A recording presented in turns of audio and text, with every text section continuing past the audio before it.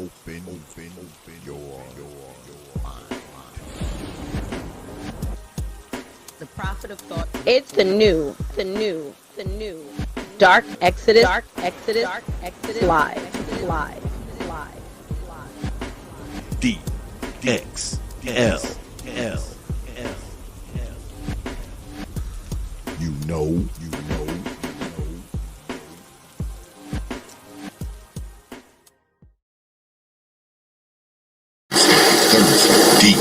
DXL. It's Dark live. Open your mind. Dark Exodus.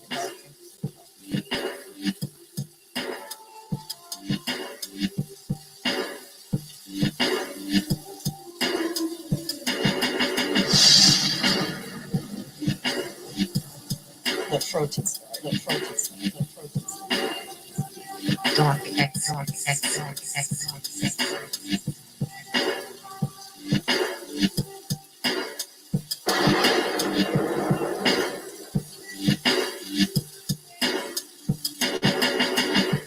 Open your mind.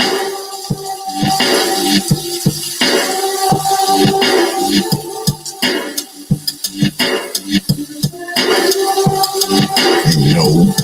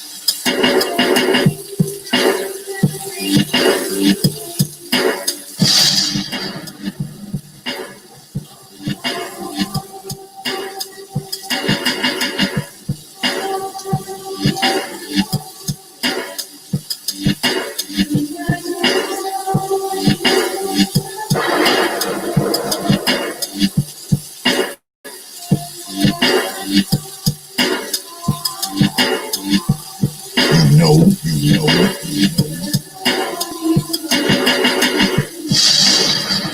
Dark Exodus. You understand?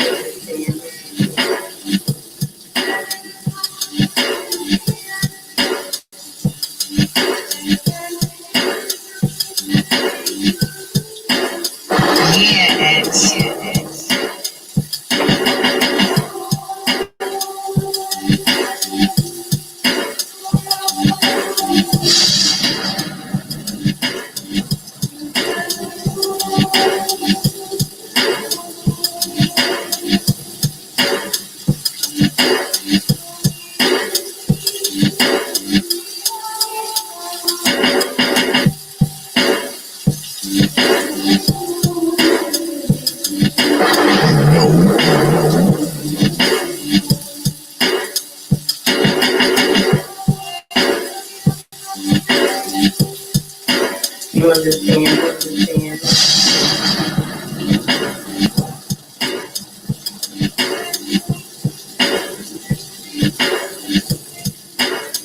Open your mind.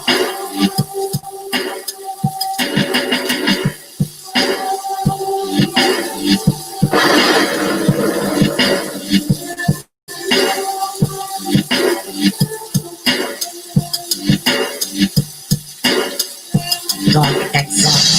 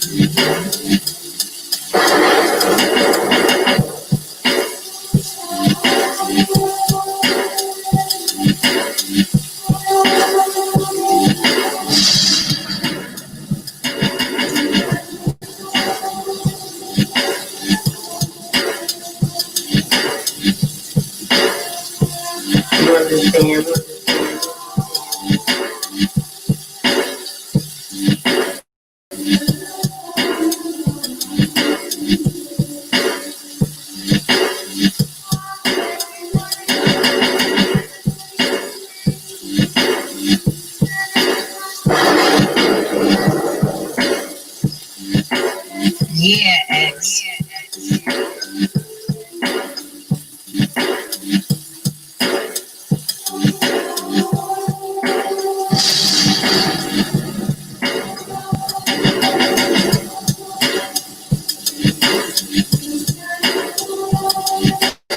Open your mind.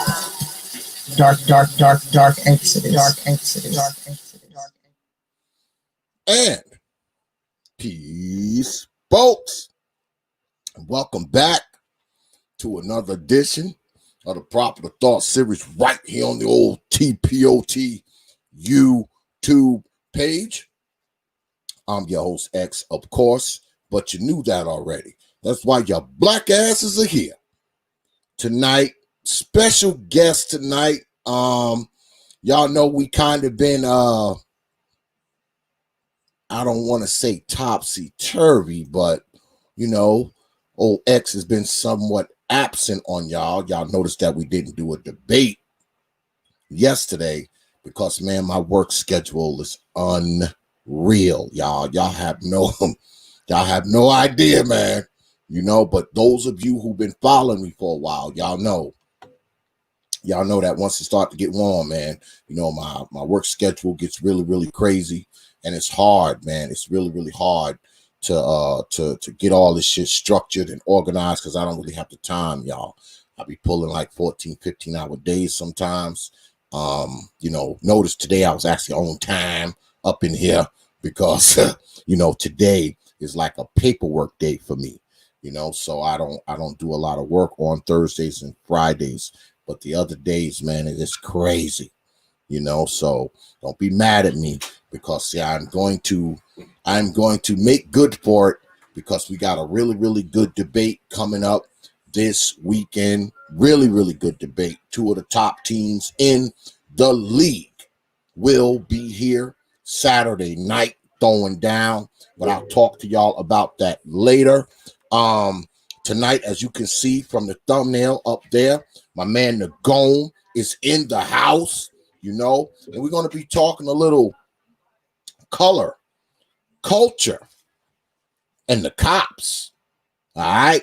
But before we get started, y'all know I always start the show off like this.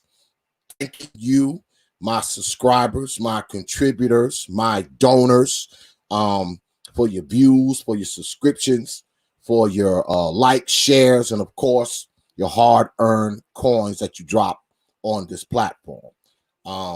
This platform wouldn't be what it is without you good folks, man, and I appreciate all your support, man. Y'all look out for this platform so much. A lot of you, man, have been with me, man, ever since I had like 30 subscribers, and now we are at 3,000.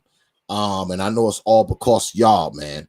You know, the way y'all look out for this channel, man, the way y'all support this channel, because you don't have to do it. You don't have to come here every damn week. You don't have to watch these videos. You don't have to subscribe to this damn channel. You definitely don't have to drop your hard-earned pennies, nickels, dimes, quarters, 50-cent pieces, and those funny-looking silver dollars they give out now. But you choose to do so. So I always start the show off with letting you know that I'm humble. I'm honored. I'm appreciative, man. And I'm thankful to all of you. All right? Because y'all my folks. All right? All right. So, yeah, let's get at it. Like I said, tonight, my man Nagone is in the house. But before we get started, my man Nagone decided to come up here tonight, and I ain't tolerating no disrespect up in here. Will not be disrespecting the guest in my house. I'm just letting you know. Because y'all know that Streamlabs bot is up in there, and that Streamlabs bot don't play no games. You might get one or two crazy words out before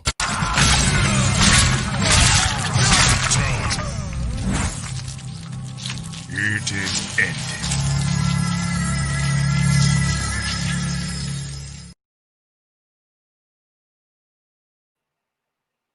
Yes,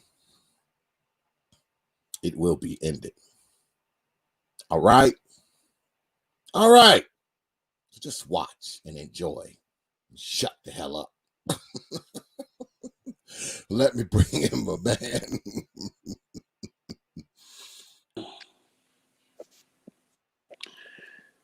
Brother Hey, can you hear me, Nicole. bro? Can you hear me? Yeah, I can hear you.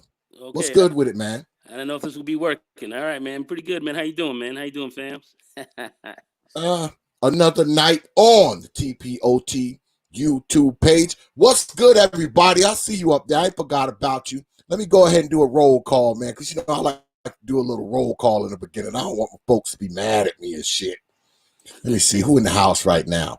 I see Jasmine in the house. What's good, Lady Jasmine? Little Rock, what's good with it, brother? Lady Asada in the house. Brother T.U.D. is here.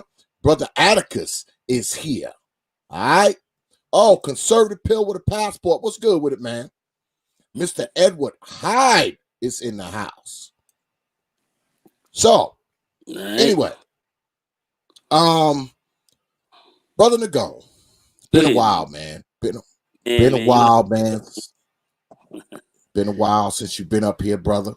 I decided tonight we would talk about color, culture, and some cops. Those of you who don't know, Brother Nagone is part of the Black Brain Trust now. And I think that that's a good fit because, you know, I am a subscriber to the Black Brain Trust. You know, I watch them quite often when I can. I'm usually watching playbacks, though, because it's hard to catch them live because they be going live some nights when it be too damn late for me, goddammit. But, yeah. So you can catch old Brother Nagone down at the Black Brain Trust dropping jewels. You know, the whole crew is down there. Mike V, Doc Phoenix, Complex Design, and a few other brothers, all who have been on the T.P.O.T YouTube page before. But so let's get at it, man. You see what's going on now, Brother Nagone, you know, with the riots and the I guess the cop reform, if you will, the politics. Let me ask you this. Go ahead. Let's start with color.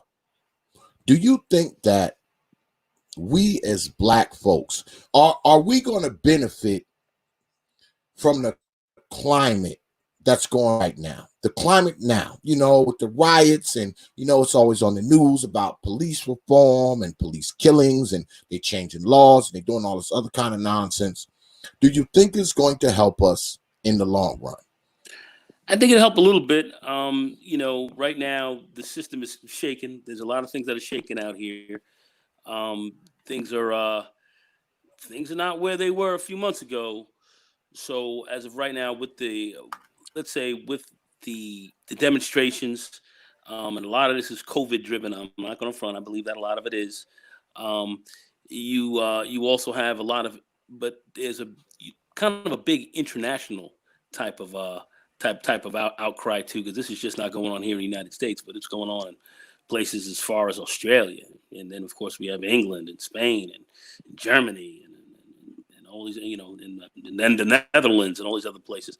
So this is, you know, in Africa, South Africa, and other spots, Ghana. I'm talking about. I mean, it's all over. I think the Ghanaian president was like, y'all need to come back home. So do I think that this can help? I think it'll help somewhat marginally. I mean, it's not going to be massive. I do believe that there are police reforms. In fact, the president right now is kind of moving, and he's trying to make some reforms and talk about some reforms right now. And we've already seen some stuff happening on the local level in some police departments. So I think marginally we'll see some stuff. Will the changes be massive and huge and totally flip things over? And we start talking about defunding the police, meaning that, you know, you'll take money from one area and put it in another place, and, you know, and kind of restructure police forces to be different and so forth. I think we'll see a little bit of that, but marginal. I don't think we're going to see huge, massive changes. This is an election season, so this is a time where demands can get met, or certain types of demands can get met. So I say that since the opportunities are open right now, take full advantage of the opportunities that are there and see how far we can push it. But do I think we're going to see some of these large sweeping changes that many people are looking at? I don't think so. Well, my main concern is it going to be long term? I mean, everybody, we're in the midst of everything now. It hasn't been that long ago since we saw brother George Floyd get murdered. It hasn't been that long ago since we saw brother Rashard Brooks get murdered. So we're still kind of in the throes of this whole let's fix the police atmosphere, if you will. But what about the long term? What about a year from now? A year from now, what do you think it looks like a year from now? Okay, now first I want to say also we want to mention that young lady who was shot down in the house. Oh yeah, Breonna Taylor. My bad, Taylor. Breonna Taylor. The man in there, and he ended up shooting a police officer, but she got shot 8 times or whatever, and was basically killed, murdered in Louisville. So we want to make mention of that too, because brothers, we definitely getting shot. That's a problem. But I think it's also fair enough if females and women are getting killed too. We want to mention that as well. So because quite frankly, this is affecting us on the whole. But there's some things I want to talk about that more specifically. But I bring that in there for a reason. But do we think that we're going to see huge changes down the line? As I said, I don't believe we're going to see huge changes. I think we're going to see some rumblings. I think the huge changes are going to be tough. I've been looking deeply into what some of these issues are. You've got the police unions that got a lot of power, that are operating almost separately from the municipalities that they're in. They've got power over mayors and all this kind of stuff. So I was also looking at an article today on the New Jersey City. Was saying that they have bad cops in their midst, but they have some real problems. No. They have problems. Go ahead. They haven't even admitted. They have even admitted that they've got problems. And this is an article I read, and they were complaining about the power of the unions and the agreements that they've made with the city, and how you would really have to go about making some giant monumental changes to make this happen. And there's a lot of money behind this, keeping this in place. So do I see these huge changes down the line? I see some changes that we'll see coming, but I don't see massive changes without really massive organizing on a local level, and really beginning to change a lot of your city government, and making some very big sweeping changes in these municipalities with respect to the police and its union and its funding and all of that. And this is big. This is big stuff. So there's going to have to be some huge changes. It's just not going to be about demonstrations. It's going to have to be very strong political organizing, moving on a local level, and changing it from there. Can we do it federally? Since most of these police departments are kind of run on a local level, but there is some federal oversight. Marty, there may be some help there, but I am not of one thinking that this is going to change overnight. This is going to be a fight, and the police are going to fight as hard as they can to keep things status quo. So you are definitely in a battle, and it's going to be a more of a longer term game. So let's talk about us for a minute. What should we be doing? Like, we've all talked about, what the cops should be doing and what the politicians should be doing, and law enforcement and judges and district attorneys and mayors and everybody else. What should we be doing as Black folks? What do you think we should be doing in this climate, the way it is right now?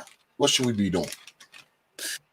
Well, I think we should be doing what's kind of happening right now, with a lot of people having forums, I was just talking with man Mike V, and they were, they had a town hall, in Boston. We have local groups here meeting in New York City on the local area. I believe you may know a young lady who's kind of working and giving you a little idea what's going on the local level here in New York, especially in the city, as far as organizing and really beginning to talk more how to affect this system more politically, and really galvanizing a lot of our support politically to support not just anybody who's out there, but candidates that we are talking with, that we are making very specific demands of, and really getting them to get elected. There've been a lot of changes, even in this last election here in my area on the 23rd. We got a black council, congressman who just got elected in an area that he shouldn't have gotten elected in, by all rights. But here he is, elected, individual by the name of Jamal Bowman, and he just got in. Not too much elected, but he won the primary. So, it'll look pretty good for the general election that he might. And he's talking some pretty progressive stuff. And when I say progressive, not just from a progressive perspective, but really talking about some of our interests that are involved. So the real deal here, what we have, it's old-fashioned, consistently organized, work politically at your local level, have meetings, speak with your and really, you have your town councils. You also have your boards that you can come up and encounter the police and speak with them. Put a lot more pressure on them to have to respond to you. But really, it's really all about local organizing, and really working with your local representatives. And if they're not working with you, get their asses out and get out there and start getting politically organized locally. That's really what we have to do. Black people, and we're good at doing that when we're motivated. We are very good at doing that, and that is just something that we're just going to have to just consistently press on, because you do have some rather deep forces out here against you, and it's not about, you can't lay back and chill. We can't relax on a lot of things. It's always a system of being organized, consistently moving in agitation, and that's just something that we just are going to have to consistently do. Frederick Douglass told you that over 110 years ago. And that's what we have to do to this day. Consistently organize and agitate. That's where we are. That's where we're at. So black people consistently get organized and stay politically aware and know what's going on locally in your local town or your city. Be involved. Be involved. They expect you to be, how would I say, not caring or not attentive, to lay back and just let it happen. That's how all the effery they pull on you is done. You being unaware and just laying back, being asleep. They like that. They like you being unactive, sleeping. They like that, because that's how they can pull a lot of this stuff off. It's just that simple. So, I mean, I was talking because, you and I, full disclosure, black folks, me and Brother Nagone actually talk to each other outside of this YouTube shit. But I was talking to somebody after I got off the phone with you today, and we were talking about this shit, and we were saying that black folks, we might have to change our culture a little bit, and we went back and forth a little bit because he was trying to say that, I ain't going to say the person's name, but he was trying to say that we have made the cops the way that they are. And I was like, that's fucking BS, man. It's crazy. Black people haven't made the police the way that they are, man. Because me, quite frankly, I believe that personnel is policy. Now, when you have these cops who are killing folks, choking folks, beating folks, doing all this nonsense, they know when they're doing it, man, that they're doing something wrong. They know that they're going against the policy. It's just that they don't give a shit. Their personality has trumped policy. Look at this guy, Chauvin, who killed Brother George Floyd. That man had the far-away stare. He was just as comfortable. He had the 1,000-mile stare, and I mean, you could tell he is comfortable, man. He is perfectly comfortable and perfectly all right with brutalizing people. And guess what? Yes. Go ahead. No. You're dead on it. I mean, and they're not necessarily going against policy, because when you take a look at their warrior training programs that they have for their police officers, and they send these people through these think about this, warrior training programs, and you're supposed to be protecting and serving, but they're going through warrior training programs. The mayor, literally, of Minneapolis, when we start talking about the unions and the union movement behind this, and that's what I was talking about with Jersey City here in Minneapolis. The unions were like, we're going to continue to go on with our warrior training, Mr. Mayor. We don't give a damn what you say. We're going to continue to do this because this is a part of what we have in our contract. We're going to continue to do that. You're not going to avoid that. We've got this in here, and we're going to do it, regardless what you say. This is the mayor who's supposed to be in control of the police, and they said they're going to go with that warrior training. The warrior training program is a program that is very aggressive, where cops come in and are very aggressive in a situation. They tend to escalate a situation, not de-escalate, and their job is to come in and literally jack you up if things get a little bit tight. It's a big hammer, so everything's a nail around them. So they come running in, and that's their job, to really come in there and hammer you down to a large extent. That's what they're about, and that's what they're being trained. That's how they're being trained. So it's not really against their policy. It's not really against their policy of how they're training these police officers, and they're coming in very aggressive, very aggressive. New York City, same deal. All the major cities we look at, very much the same way. So they are about being aggressive, and how they police Black people as opposed to how they police others is different as well. They're coming in there more aggressive against you, more harsh on you. All right, that's just what they are. That's what's a part of the DNA of the police. Because if we start to look at how the police were formed and how they were first formed in this country in the mid 19th century, and looking at police forces as they came about, they didn't start out as as these municipal police forces. They were private entities that were there to protect the wealthy and also to protect their property. And these guards were then paid to catch slaves, runaway slaves as well, and then return their property to their rightful owners, if you will. And this was property reclamation as well. Reclaiming this property and bringing it back. That's who you were, and that was a big part of what they did. That's a big part of what they did. Occasionally, you get killed. They didn't really want to kill you, because now you were, damaging some valuable property to them. So they didn't do that as much. But they grabbed you, whipped you, and took you back. So that was their job. That was a big part of their job. Part of what.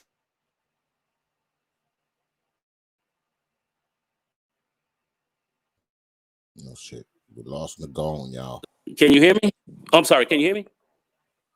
Can you hear me? We lost you for a few seconds there. Yeah, I can hear you now. Okay. Okay. I can hear you now.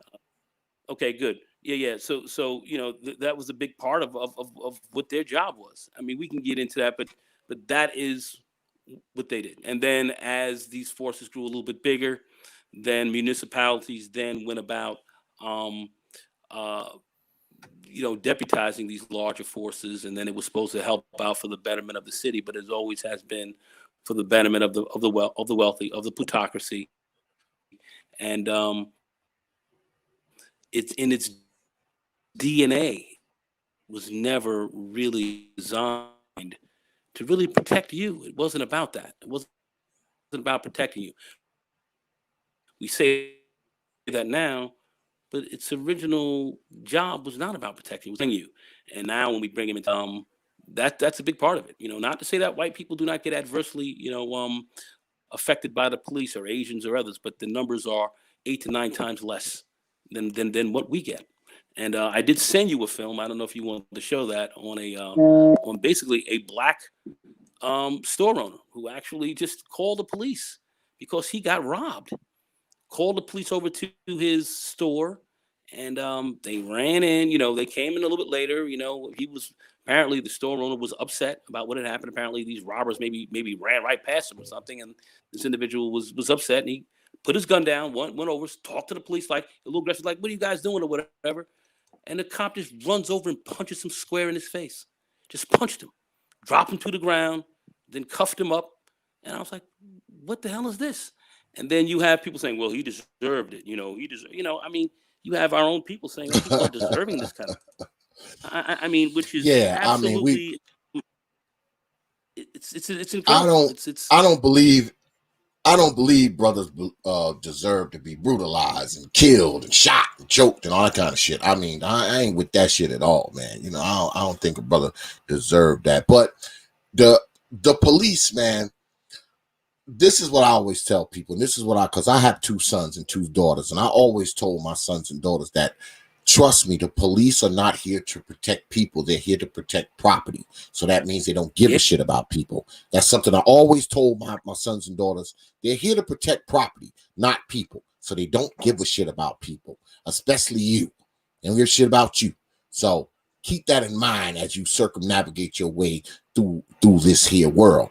But I think what often happens is when it comes to black people, and the police, see, those relationships have always been kind of tenuous, you know, because let's be honest, man. I mean, the police brutalizing black people is not some new stuff.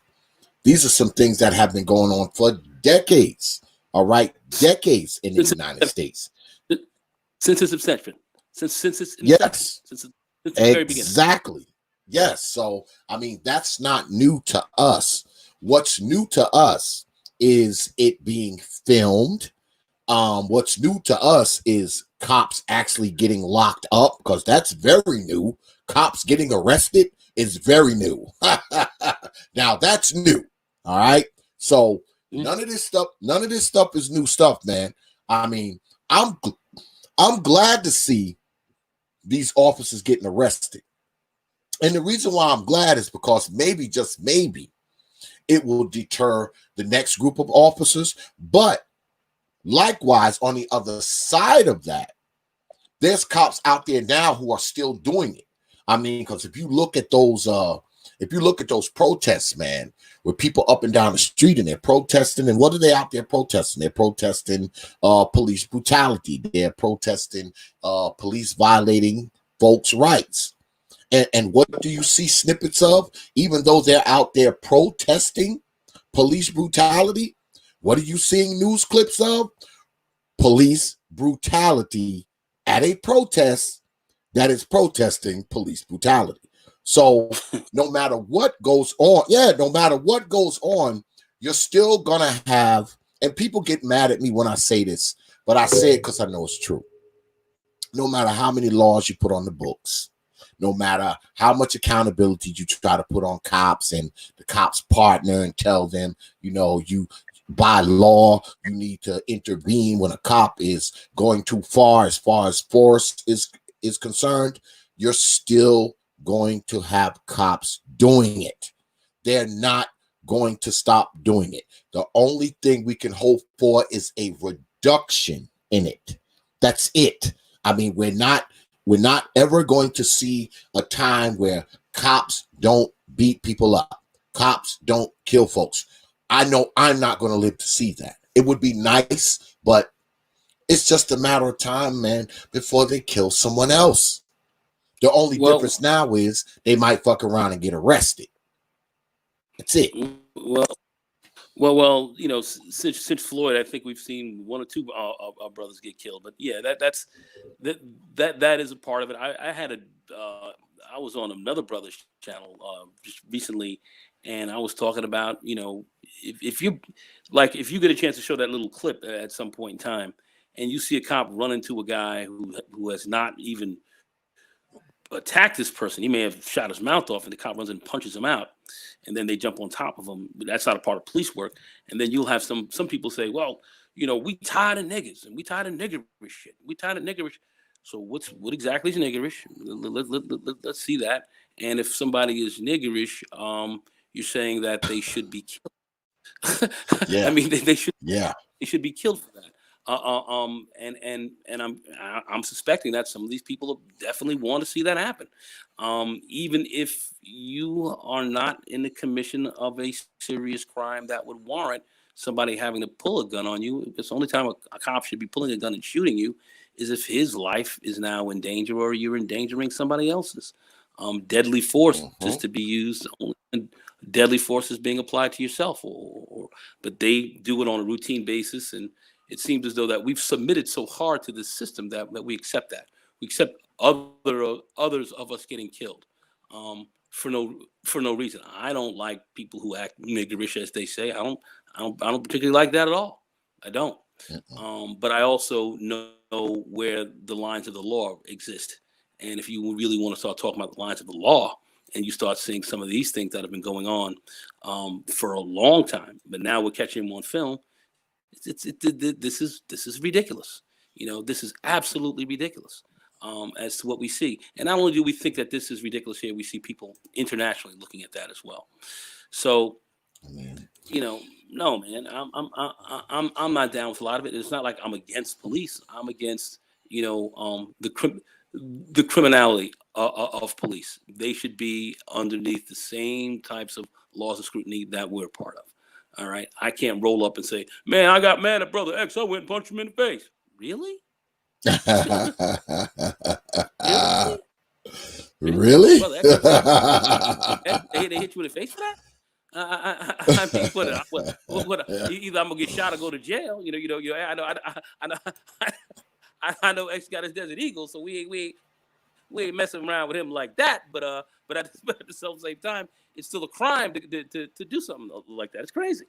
So we should not be in a position to be to do that. No police officer should be doing it to anyone, and that's what the outcry is. There's just been too much craziness and savagery going on, and many black men are dying underneath this, as well as some black women. Black women certainly not nearly Mhm. to the same level, but black women are getting shot as well. Yeah. Well, before we roll this clip, I think I got the right damn one. God damn it. Um, I mean, I've often heard people say, and they say that, oh, you guys, you don't think about the black women that get killed. That's a damn lie.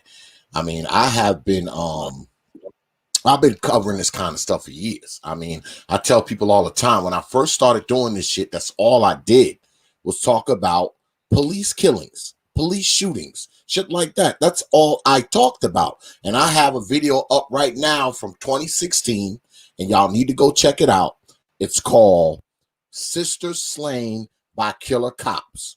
And what I do is I do an expose of multiple, I don't even know how many, had to be a good 20, I think 20 women who had got killed by the police. And I also had Gina Best on my show. For those of you who know who Lady Gina Best is, her daughter India Kager got killed by the Virginia Beach police back in 2015. She was on my show that night. So when they start talking that crap about, oh, y'all never talk about that, that's bullshit. I've been talking about it for 5 years, so just shut up. I suggest y'all go check that out. But we're gonna run this here clip. Go ahead, play the clip. Yeah, just show that clip.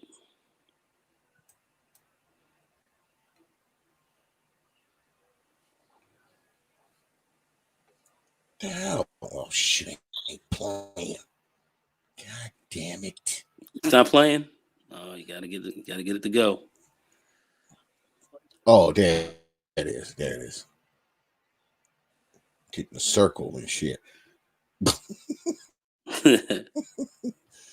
The circle of death is spinning on this motherfucker right now.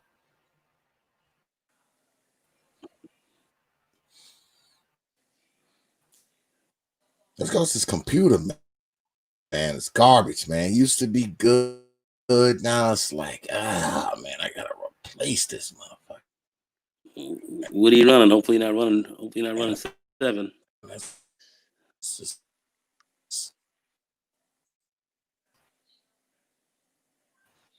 what it's gonna be. It must be replaced. Right now, the shit won't even.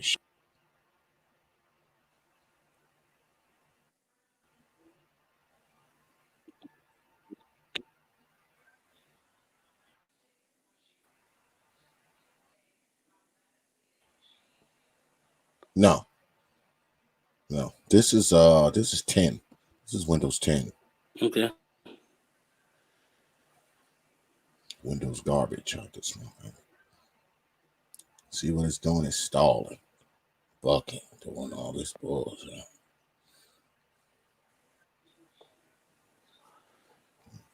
If I reduce the screen, it might play.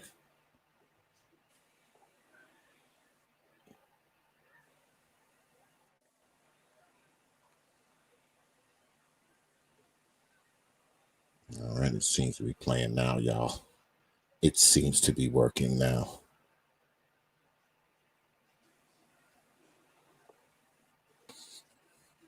And now this is his store, right? It's his store. This is his store, right? This is his store. Yes, it is.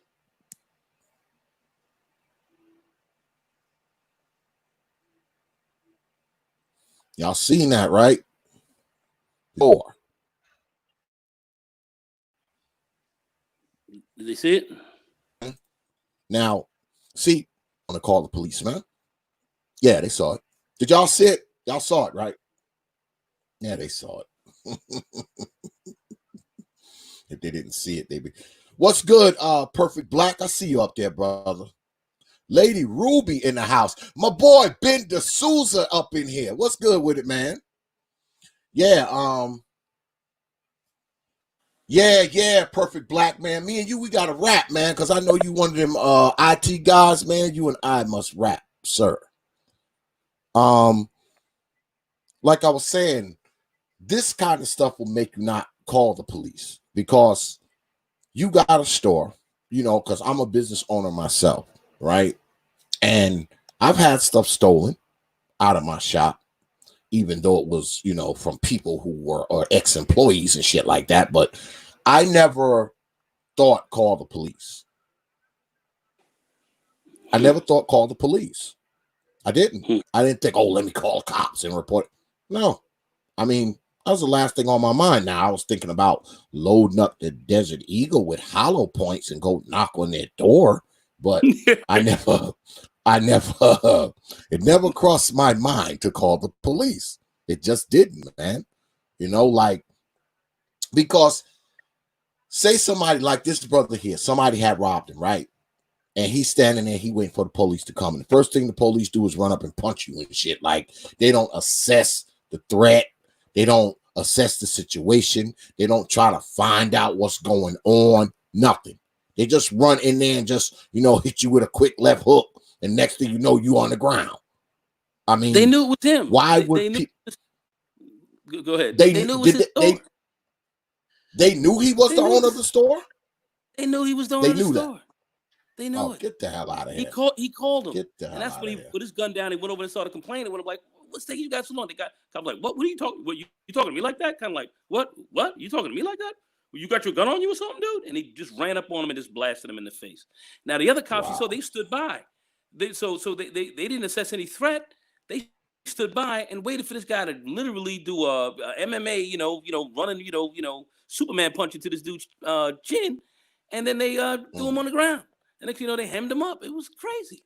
So I'm saying, what? That's not, So you see these kind of things going on all the time. This has been going on a lot. This now you have the cameras that are filming a lot more of this, and then you have these people out here, these other brothers like, yo, man, man, yeah, we hate these niggas, man. We hate this nigga shit, man. We tired of that, man. So yeah, man, go get these brothers, go jack them up. It's like, and I'm sitting there saying, do you guys even know what y'all talking about? Have you seen the history of what's really going on out here? Do you know the history of the police forces here in the United States on Black people in particular? Where you definitely routinely get arrested more, beaten more, killed more. So we want police to be responsive to our needs, not to be just over here tearing you out the frame.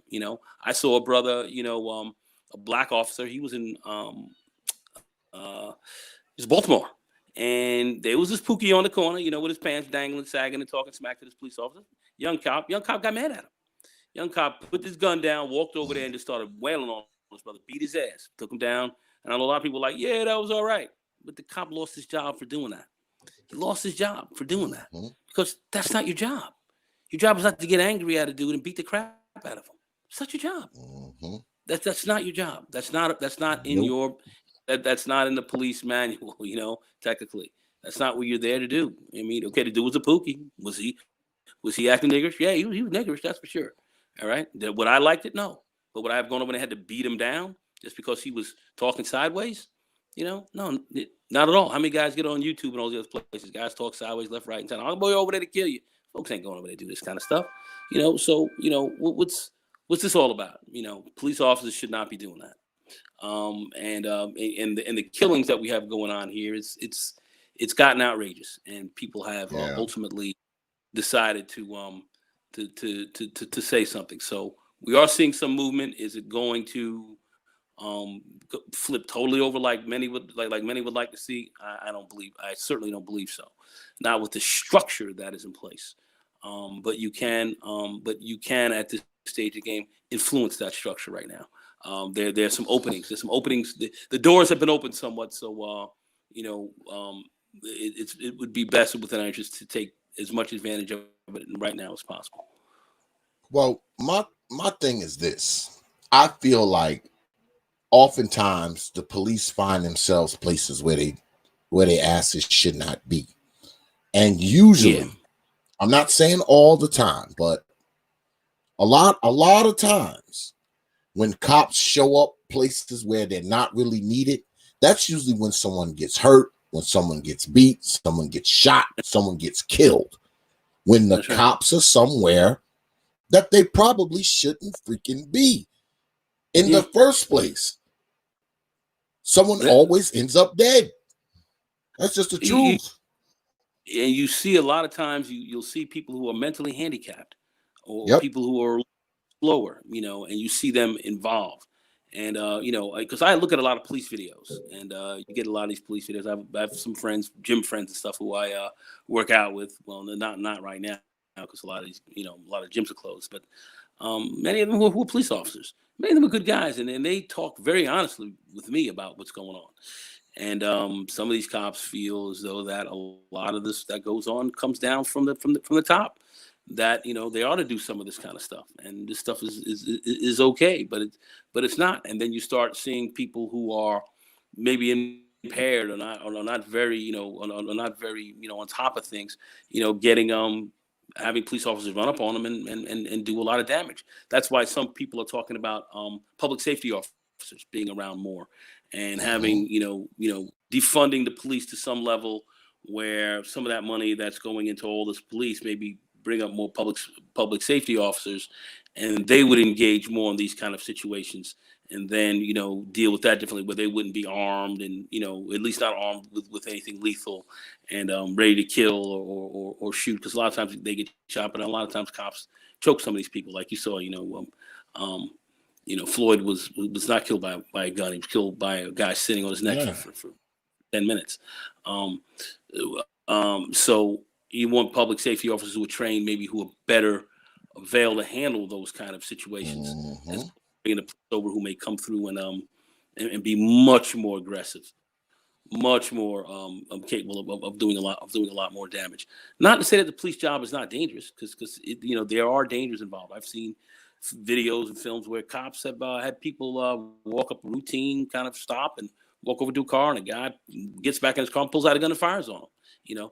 They have to deal with this is a part of the job, which is crazy. But when those situations come about and those cops have to be prepared for that, that's where their training really kicks in for them to do the best that they can in those moments. But this other stuff that comes about that you don't have to be violent about and murderous over is where people have really found the police that have been excessive and gone over their the line, and now it's time to kind of reel them in, if you will, or kind of put them on a shorter leash. And yeah, I think that they've been empowered with immense power, with incredible power to do many things, and they could literally, shut the Constitution down on you right then and there, and shut your rights down, and get you in prison. They have a lot of power to do a lot of things. So if they have that ability, there's got to be definitely some level of responsibility, especially when it's life and death, and then pulling guns and putting choke holes and knees and all this kind of stuff. This shit is crazy. It's just crazy, and it's a bad look. It's a bad look on us because I've been around in a lot of other places around the world, and I've seen where some police forces are really horrific, like in Brazil, with the BOPE, the BOPE police, which are state-sponsored kind of terrorists, by the city of Rio, and then BOPE means Batalhão Operações Policiais Especial, which means that these are special police force that are designed to go into the favelas and specifically jack up poor Black and brown peoples there, whereas the richer white folks in the suburban gated communities in Rio, there's no BOPE around there, but they're around the favela specifically to terrorize and keep them in line. It's a terrorist group, state sponsored, uniforms, everything else like that. And I think their sign is faca na caveira, nada na carteira. And what does that mean? Faca na caveira, put the knife in the skull. Nada na carteira, nothing in the envelope, meaning you cannot bribe them. So they're unbribable, but they're gonna put a knife in the skull. Caveira in the skull. Shit's crazy. So you have that in other. Yeah. Faca na caveira, irmão. Put the knife in their skull, family. Go ahead. This is what they're talking about. Ill shit. So I don't find that acceptable, and we don't need to have those kind of police forces, because that hasn't done a lot in Rio with its poverty and any other issues that they have down there.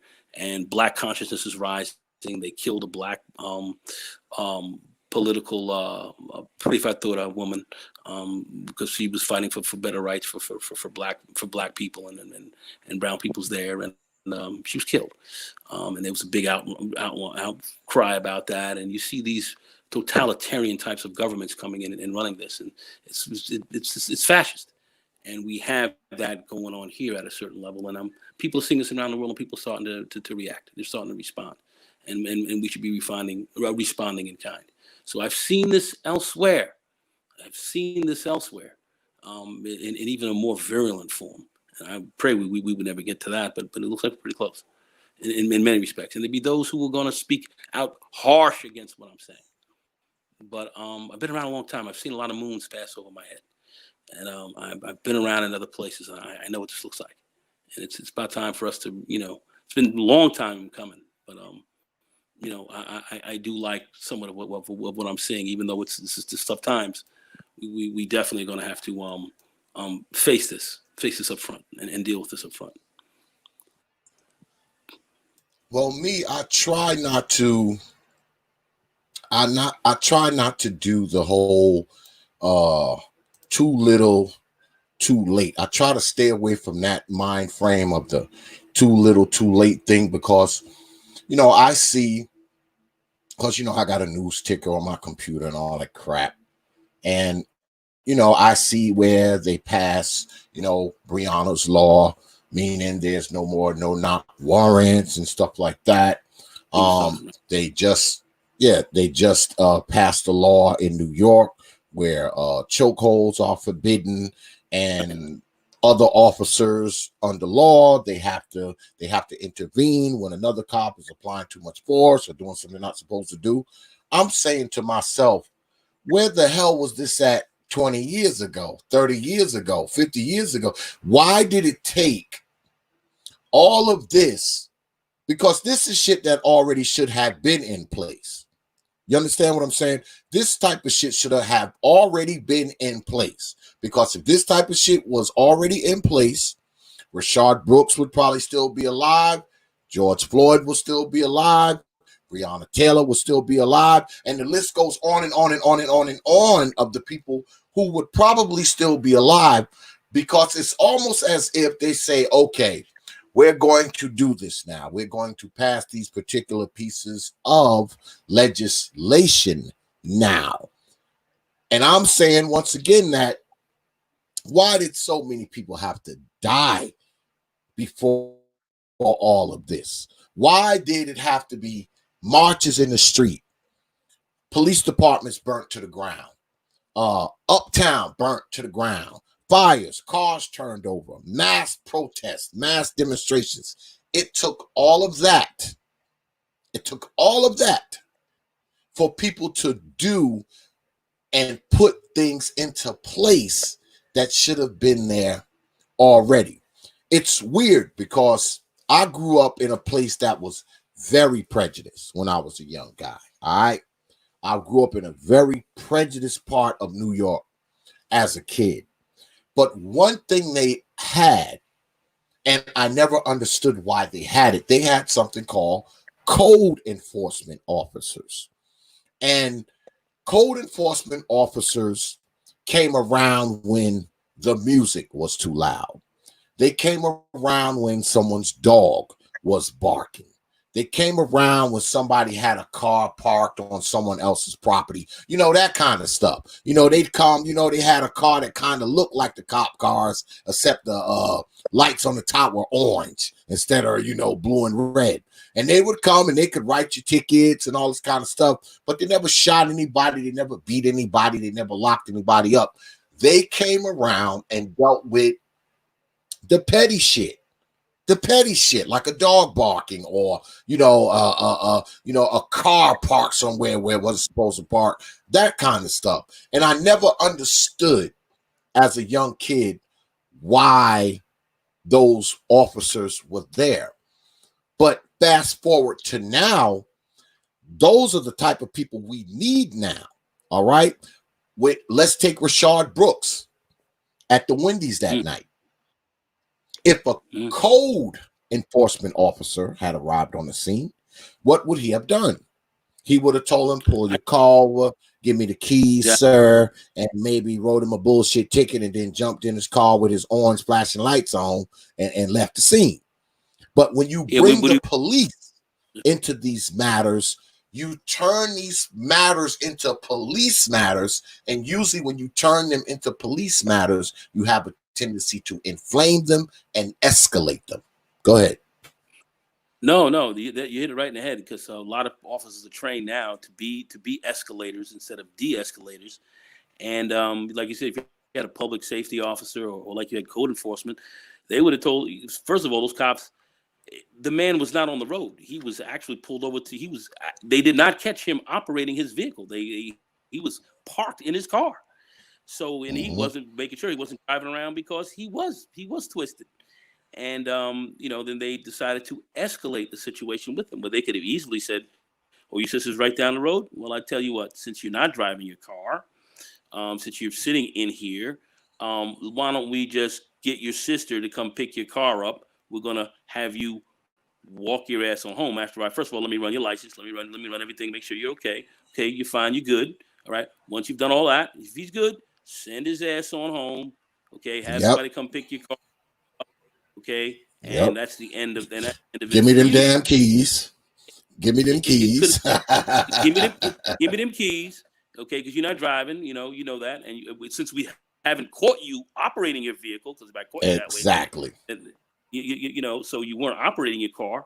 So let's just pull your ass on over, man. And, let's run your license. Okay. You straight. Okay. You clean now. Okay. No problem. Now let's send your ass on home. They could have easily have done that, but they chose not to do that.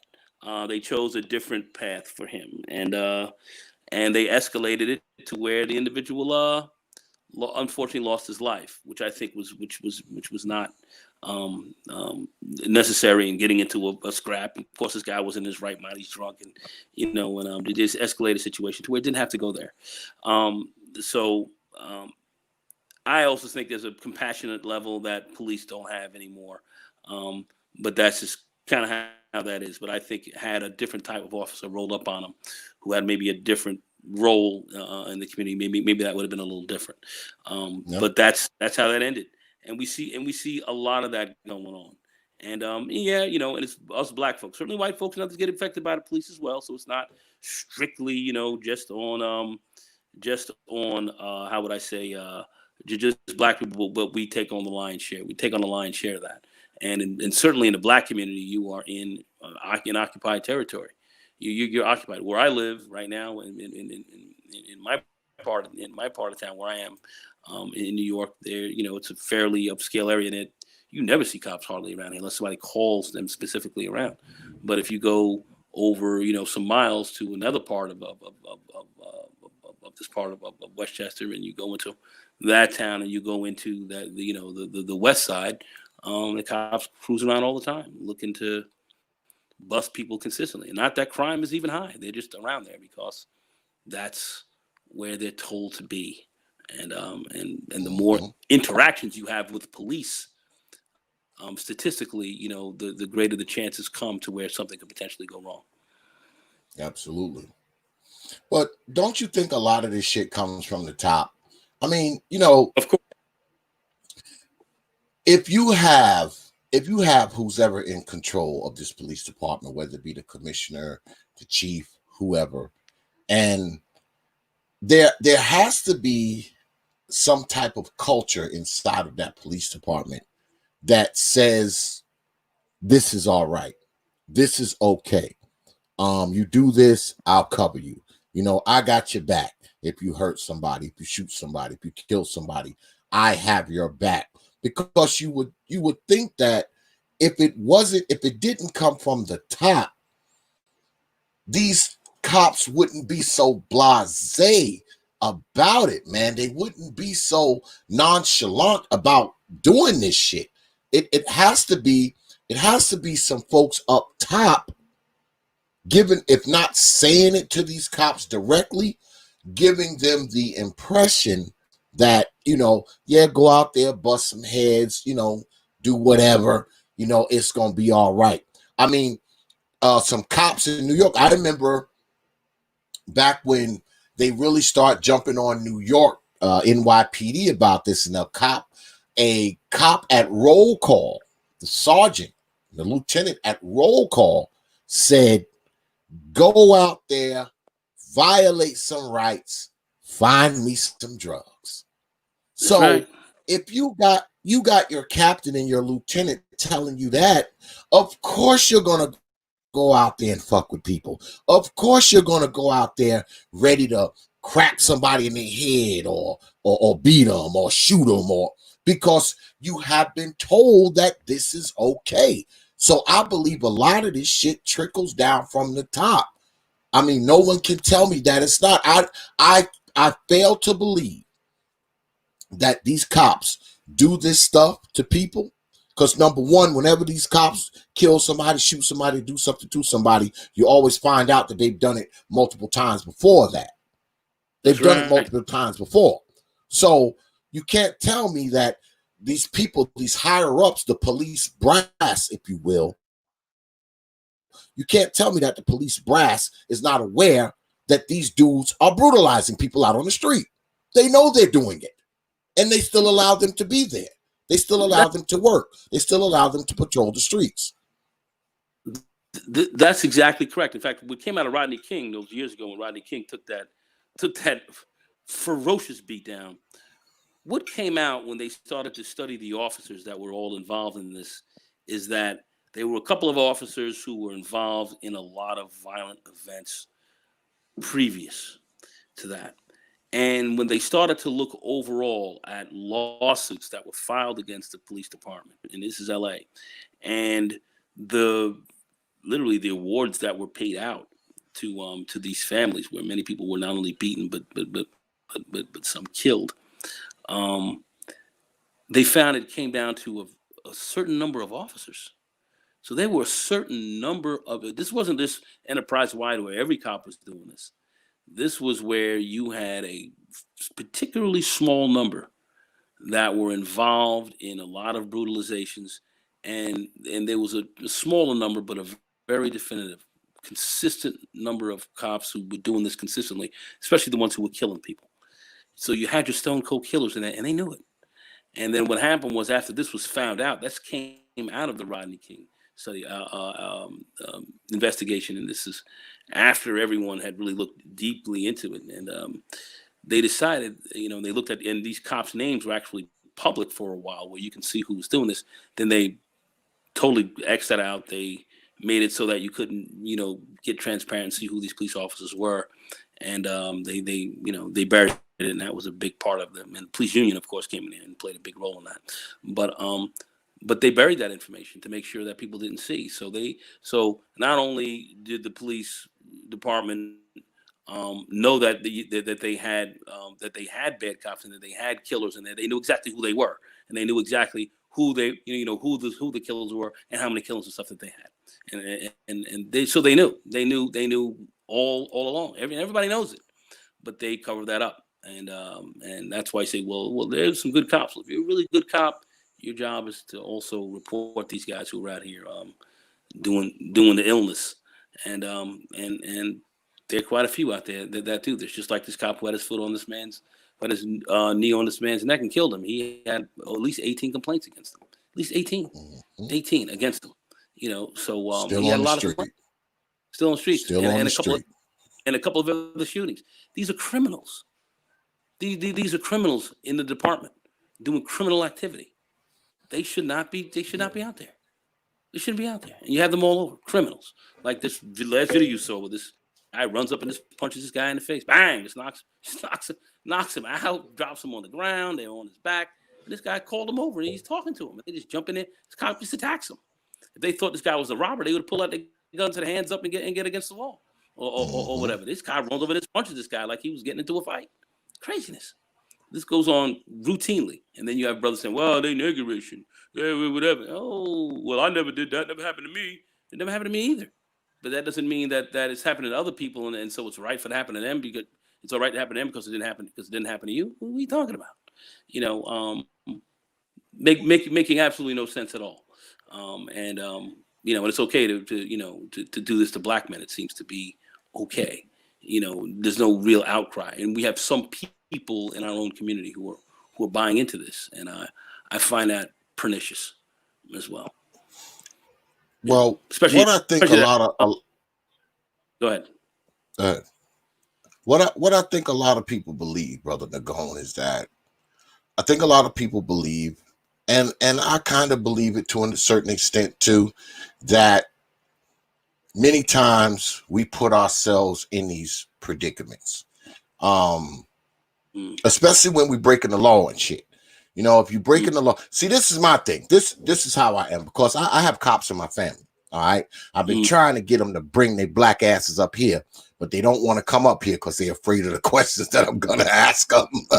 They're afraid. They're afraid of the questions I'm gonna ask them. All right, because my brother's a cop in New York, and my cousin is a New York state trooper. So I have police in my family. And, I've been trying to get them to come up here like for years. All right. I've been trying to get them to come up here, boy. I tried to get them to come on my radio show when I was in radio, because my brother, he's been in 10, 11 years, and my cousin, he damn near about to retire. So they've been in law enforcement for years, but I cannot get them Negroes to come up on my shit. They won't do it, boy. But I do talk to them, right? And I ask them, I say, when these cops are doing this stuff, when they're beating people, brutalizing people, and they do it in front of you, what do you guys do? Because, my brother, my cousin, they've never shot anybody or killed anybody to my knowledge. I don't know if they whooped a few folks up or not, but they haven't found themselves under any scrutiny as of yet. So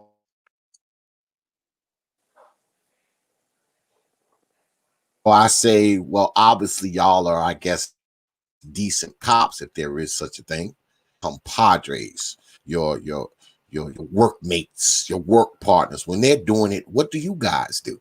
You know what I heard from the Negroes? Fucking crickets.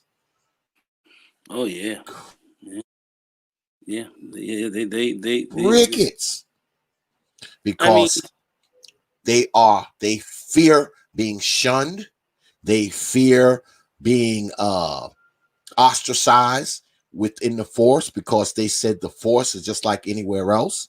There's cliques in there. There's black cliques and white cliques and cool cliques and nerdy cliques. And they say all that shit exists inside of the precinct.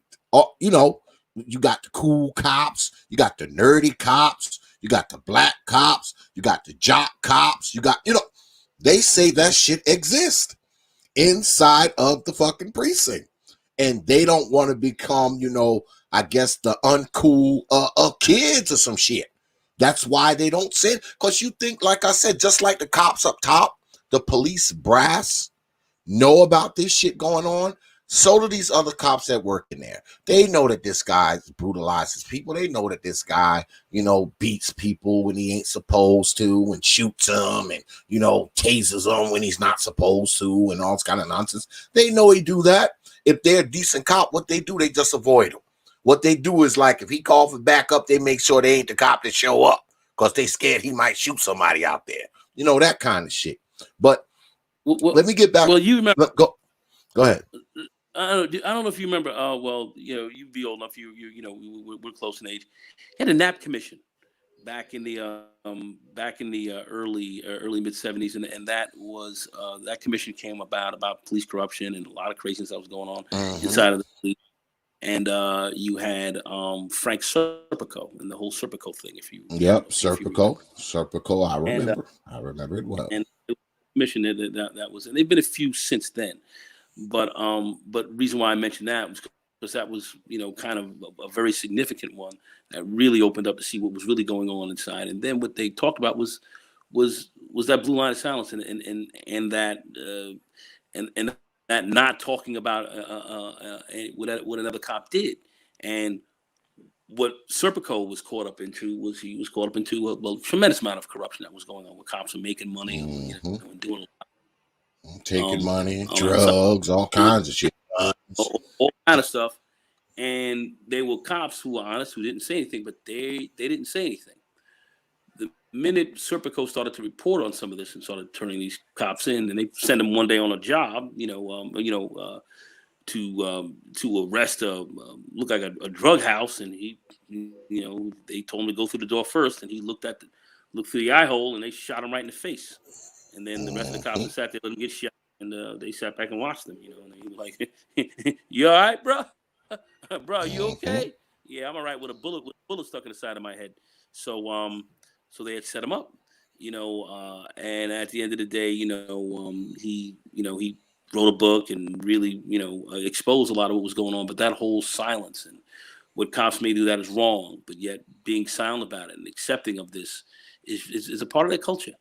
And and that is something that they know, that if you start to talk about other police officers, you're going to put yourself in a dangerous spot. And sometimes, depending on how serious the situation might be, that rarely, but it could end in your in your demise. So things may go very poorly for you. But so that's a part of what they're dealing with. And that's part of that culture. But what I think we're seeing with these cameras and the cell phones and all this kind of stuff being around is a lot of what cops may try to be quiet about is being filmed. And now it's it's becoming more of a problem for them. And that's a big issue. And that's why we're here now. That's why we're talking about it. So see, we're looking at these crimes where, let's say 20 years ago, somebody who died like this, you would, he'd have just been gone. Not a bit. They would have walked him on in and bagged his brother up and kept it moving, and it'd have been nothing. You'd have heard nothing else about it. And nope.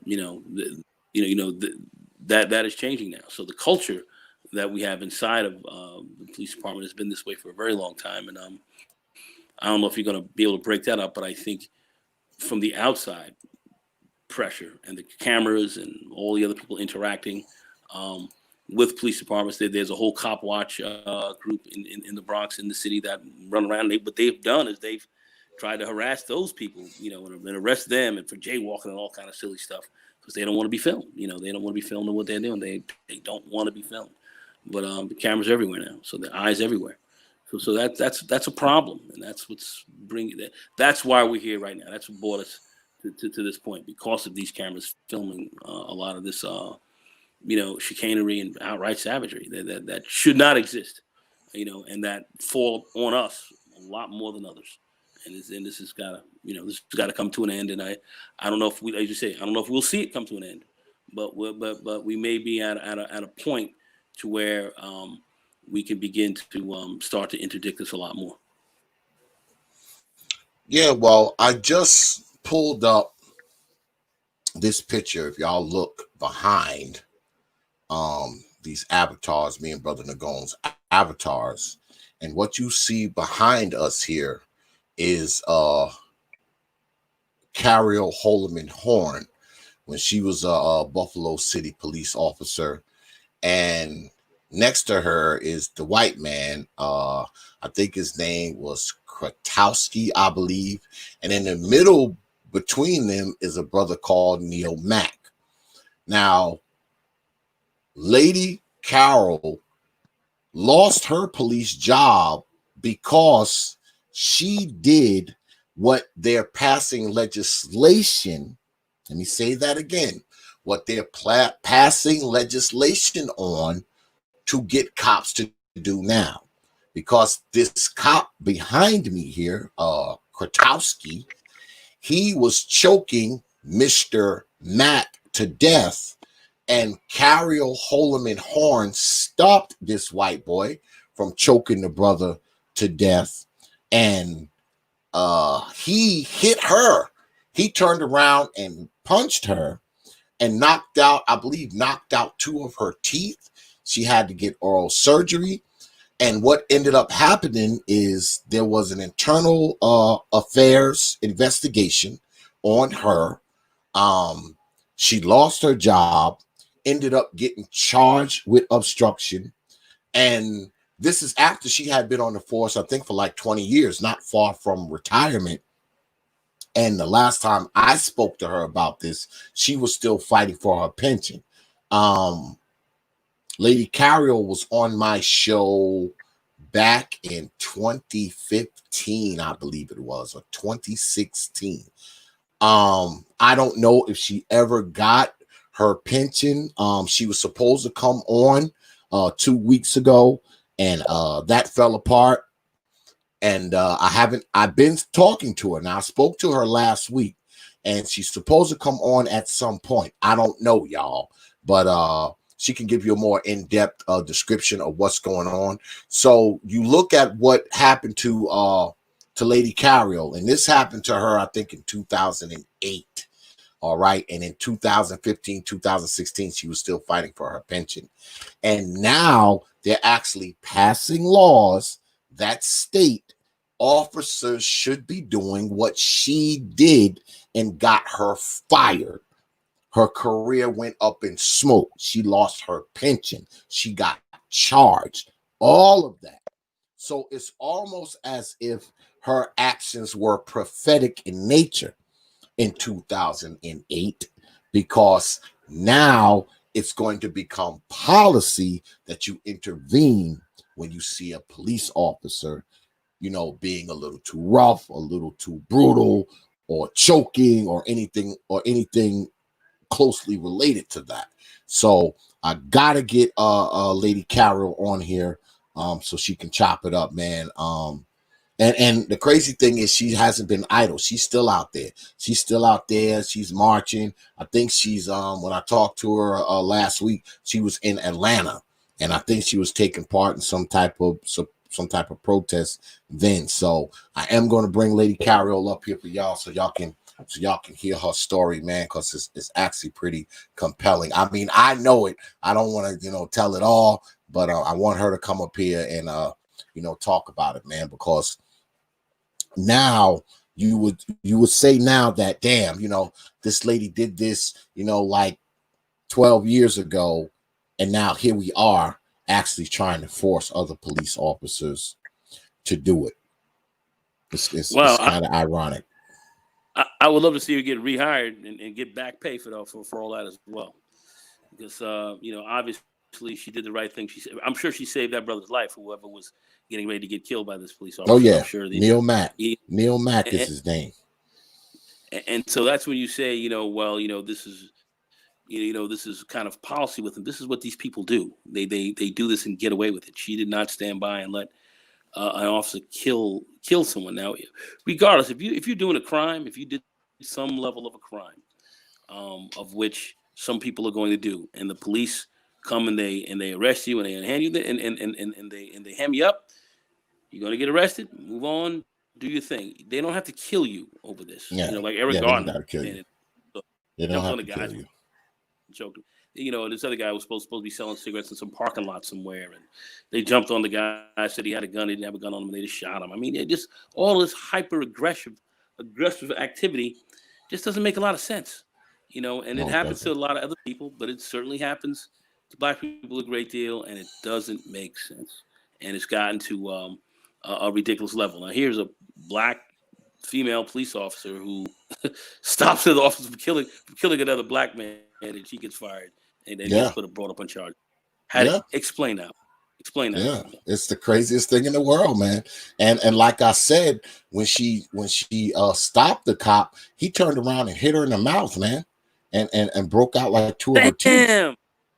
Yeah, yeah. Oh no, I didn't know that. Yeah, he turned around, he hit her in the mouth, he broke like two of her teeth out, and then they turned around and charged her with obstruction, and there was a internal affairs investigation and all this kind of nonsense, just because she stopped this cop from killing this brother. Pretty much. So I what was mean, the that's how it went. what was the justification? What was the justification of him doing that? I guess he was in such a bloodlust Yeah, of killing.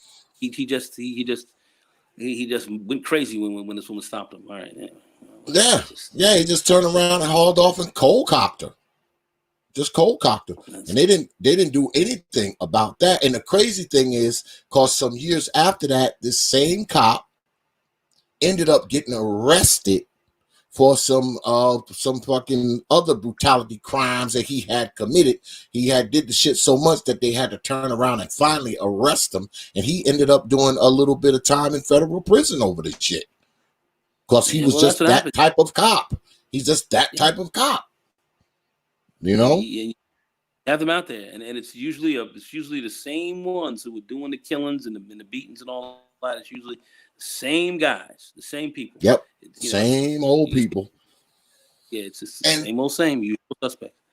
And everybody knows about it, man. That's the thing. Everybody knows that these cops do this shit, and they say nothing, they do nothing. Like I said, I talk to my folks that's in law enforcement, and like I said, you know what they say? They say, well, we know this guy like to rough people up and shit. When he need backup, we don't go answer that shit. Because, we don't want to be around when he shoots somebody or kills somebody. Or I'm like, but that's wrong, though, because you should go there, to keep him from doing it. Why would you, they'd be like, yeah, I'm stay away, and I heard this from cops, and you cops out there, you may not like that I'm sharing the secrets, but I talk to cops. I got cops in my family. I know some cops. I know a few ex-cops, and this is what they say. They say when they know it's a guy, it's the cops that aren't down with it now, because a lot of them are down with it. They go there and they'll help you kill somebody. But the ones that aren't down with it, what they do is they just try to avoid being partnered with this guy. They freaking, they try to stay away from this guy. If he call for backup, they make sure they don't go there because they don't want to be there when he shoots somebody. They don't want to be there when he hurts somebody. They don't want to be there when he beats somebody up. Usually the cops that are around these cops, they're all kind of down with the whole, let's beat up some Negroes kind of thing.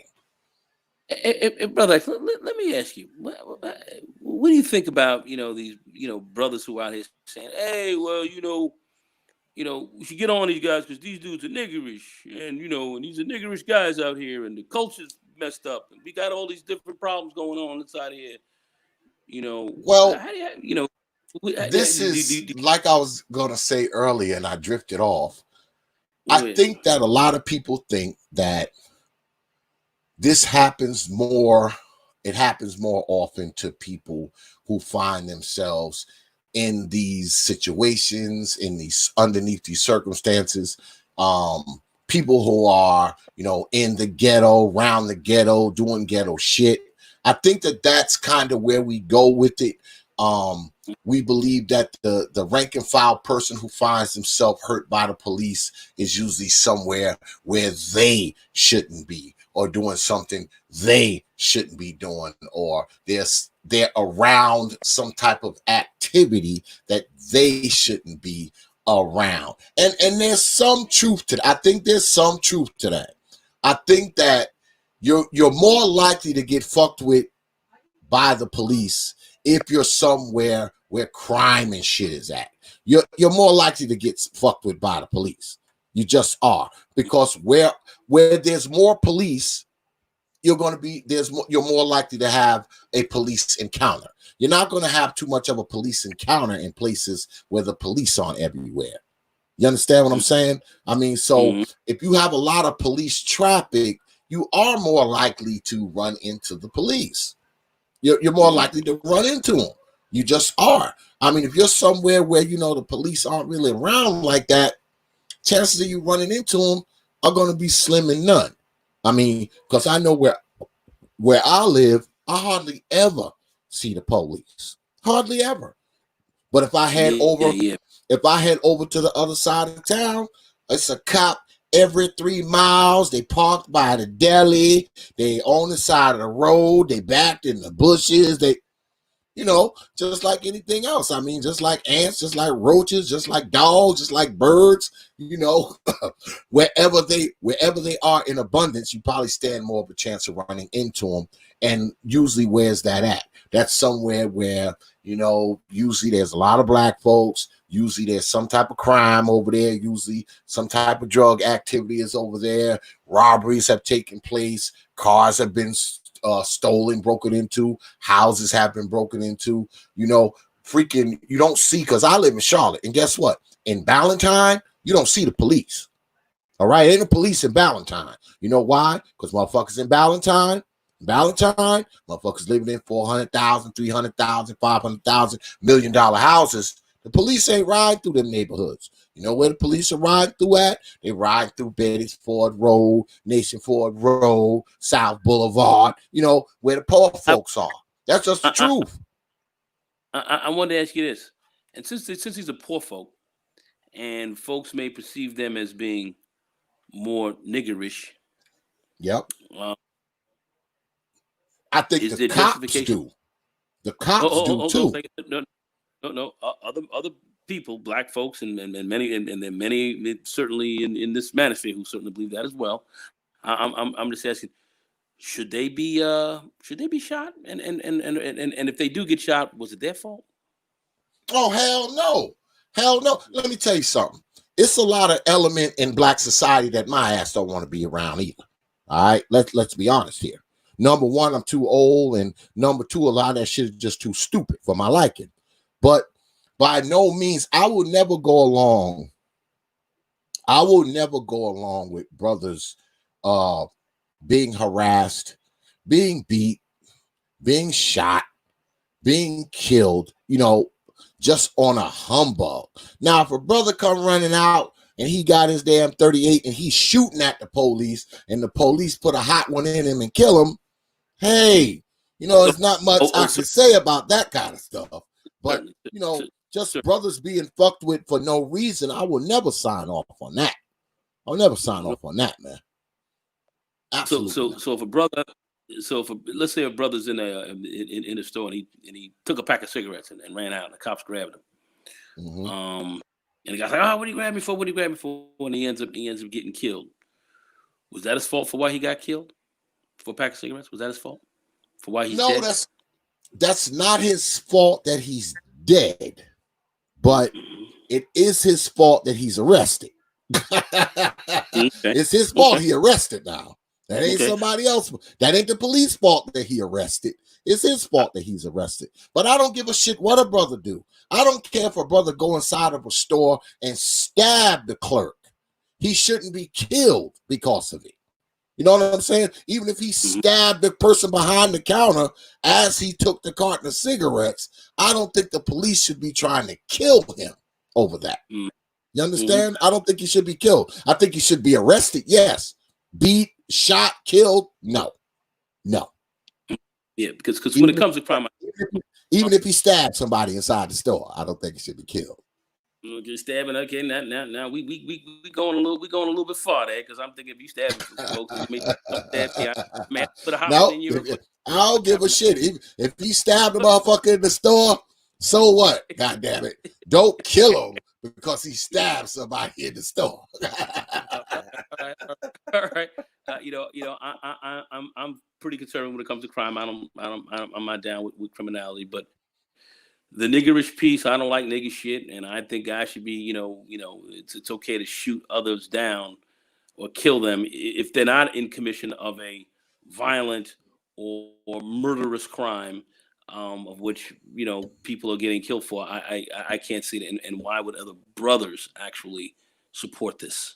I find that I find that poisonous. I find that horrifying. And where are these brothers coming from with that? And it's just not brothers here. In matter, I've seen other brothers say this as well. Had a good friend of mine. He's a nice guy. He's a pharmacist. Does pretty well. And every time something comes up with a black guy, this nigga did this, nigga did. I said, hold on a second. This nigga did what? We don't even know if this guy's guilty. What's up? And especially these two cases with the man who got the brother who got killed by these vigilantes, but white vigilantes. He was calling the guy nigga just because the vigilantes killed him. And I'm like, what? You calling you saying you got smoke for this brother getting shot and killed by these guys, but you ain't got no smoke for these dudes driving around with their guns out, hunting for a guy that they encountered before and knew he wasn't a criminal, but yet driving around looking to shoot somebody. Say he charged at him with a gun, so he should have. I'm just saying, it's insane to me, some of the stuff that we say. This is not even police.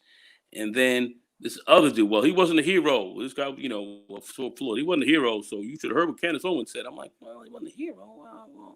Well, because he did some crimes in the past that he's atoned for, and now he's getting his foot on his neck, and he deserved it because he had some crimes. He had some crimes before in the past. And he should be killed for this. It's unbelievable to me that response. Well, we hear that a lot. We hear that. Well, he didn't deserve to die.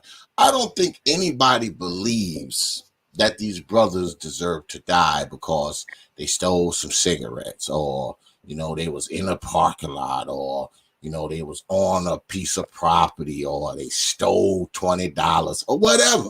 I don't think anybody believes that they deserve to die over that. I mean, anyone who thinks they deserve to die over that is just out of their damn mind.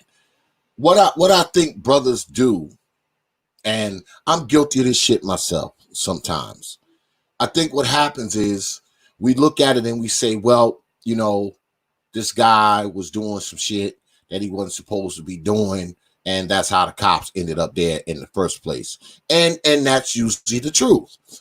Person doing something they wasn't supposed to be doing. Now, mind you, I'm a true believer that the police find themselves places where they shouldn't be. Because a lot of times when these brothers end up killed, guess what? It shouldn't even become a police matter. But once the police are there, now it is a police matter. It goes from being just some small matter to a now police matter. Like the brother at Wendy's, brother Rashard Brooks. That wasn't a police matter. Okay, that was a code enforcement officer matter. That was a public safety officer matter.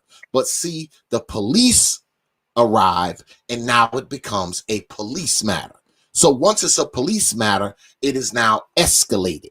All right, it's inflamed, it's escalated, and the man ends up dead.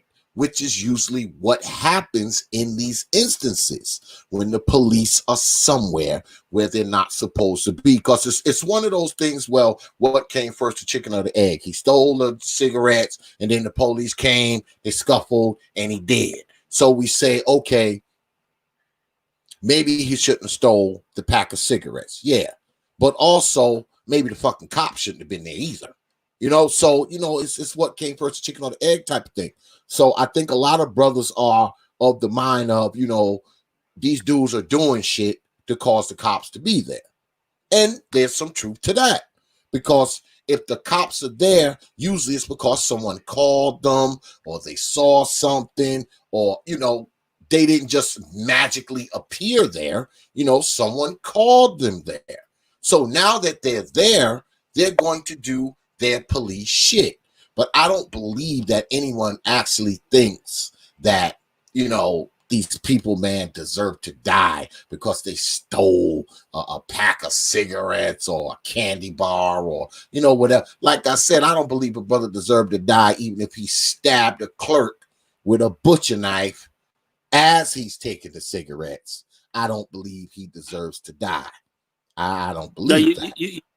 You may not believe that, but I certainly believe that we have many inside of our own ranks who are very comfortable with us being killed in this manner, which in fact puts us in more danger, because a lot of cops, as they do this and they feel, well, it's okay just to start tearing you out of the frame, they could come and potentially tear me out of the frame. Like, I was coming back from the gym one day. I was in my car, new Cadillac.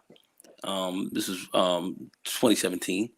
And I'm just driving back, had my pink golf hat, but I had it on backwards, and I'm driving,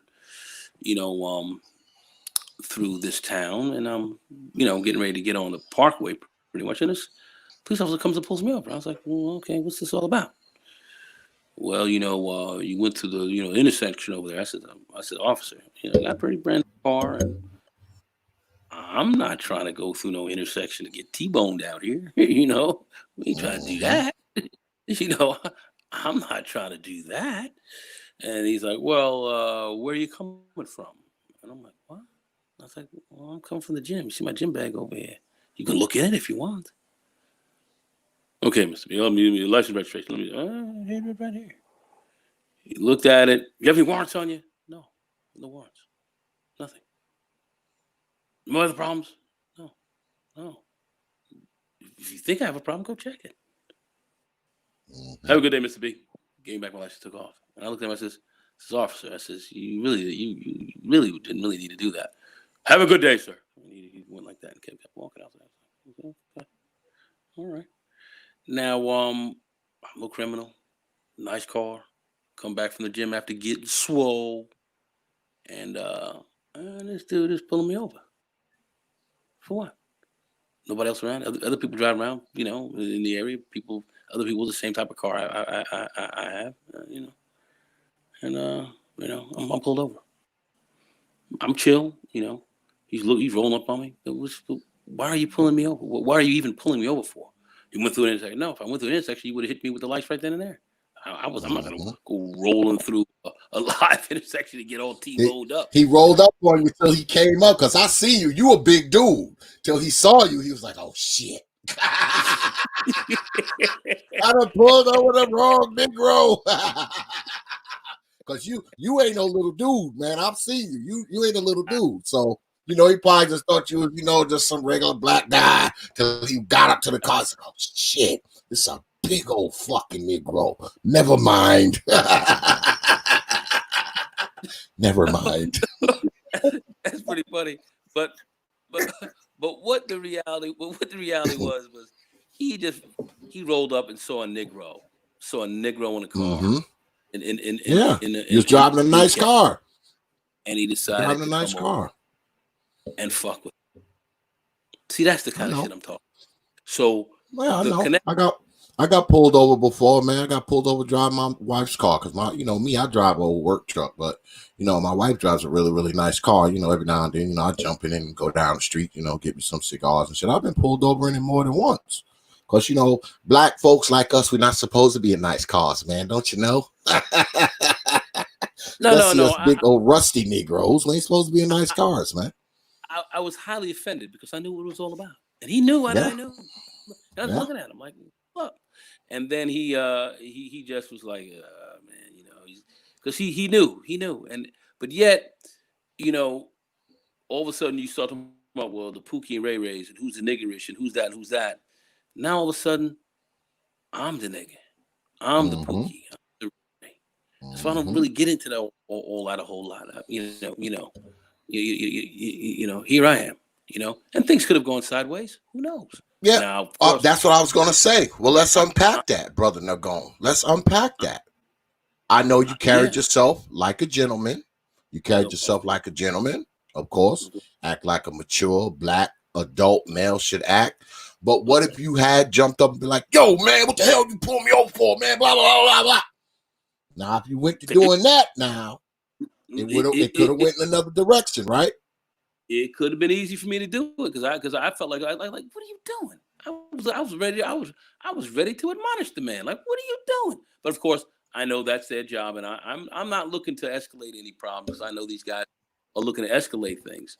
Um, and that's where maybe the culture piece comes in, where a lot of other brothers, well, you deserved it, but oh no, well, they got it because they escalated with this police officer, but this police officer should at least have been calm. He tried to raise his voice with me very quickly, and I was like, well, do you have any warrants?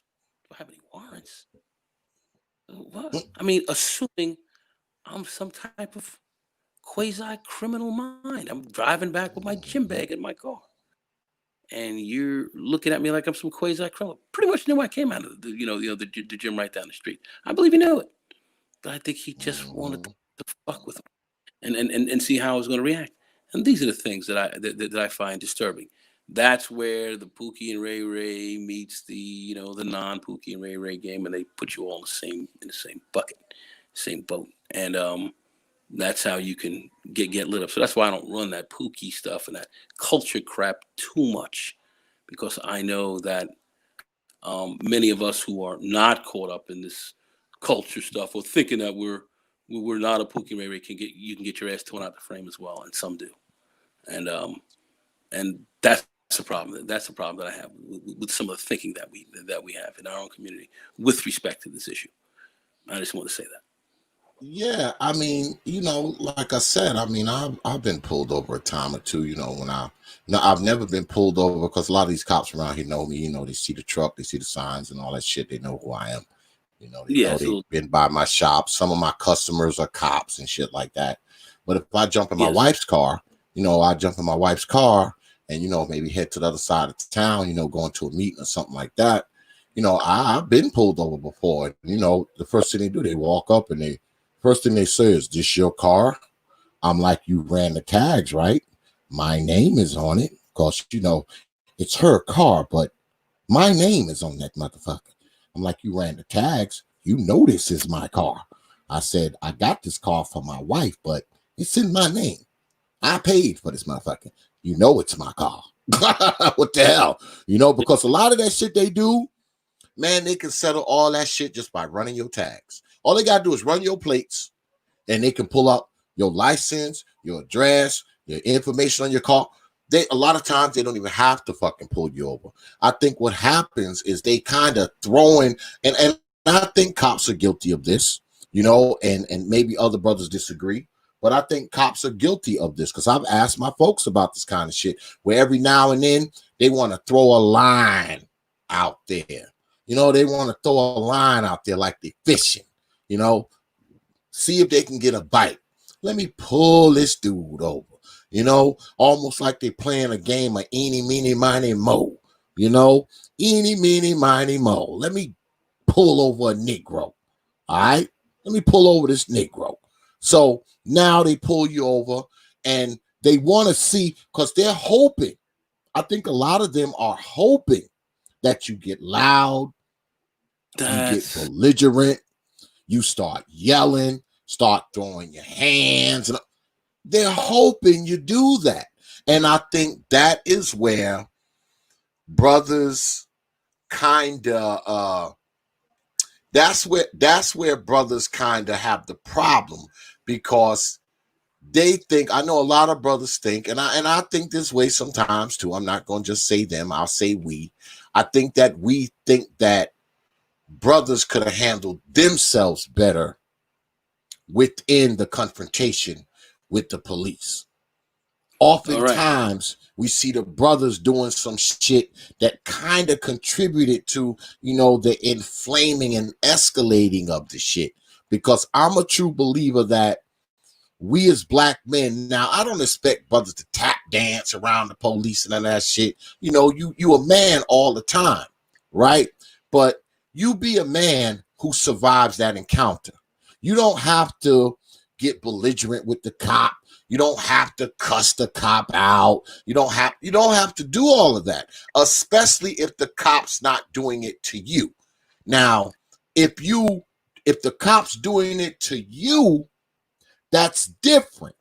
But if the cop's not doing it to you, I don't think you should just jump up and start yelling and screaming and cursing. And I just don't think that any of that is necessary, because number one, all you're going to do is inflame the situation. And number two, you might end up dead, especially if you ain't got your heat in your damn car, because see, he got a gun and you don't.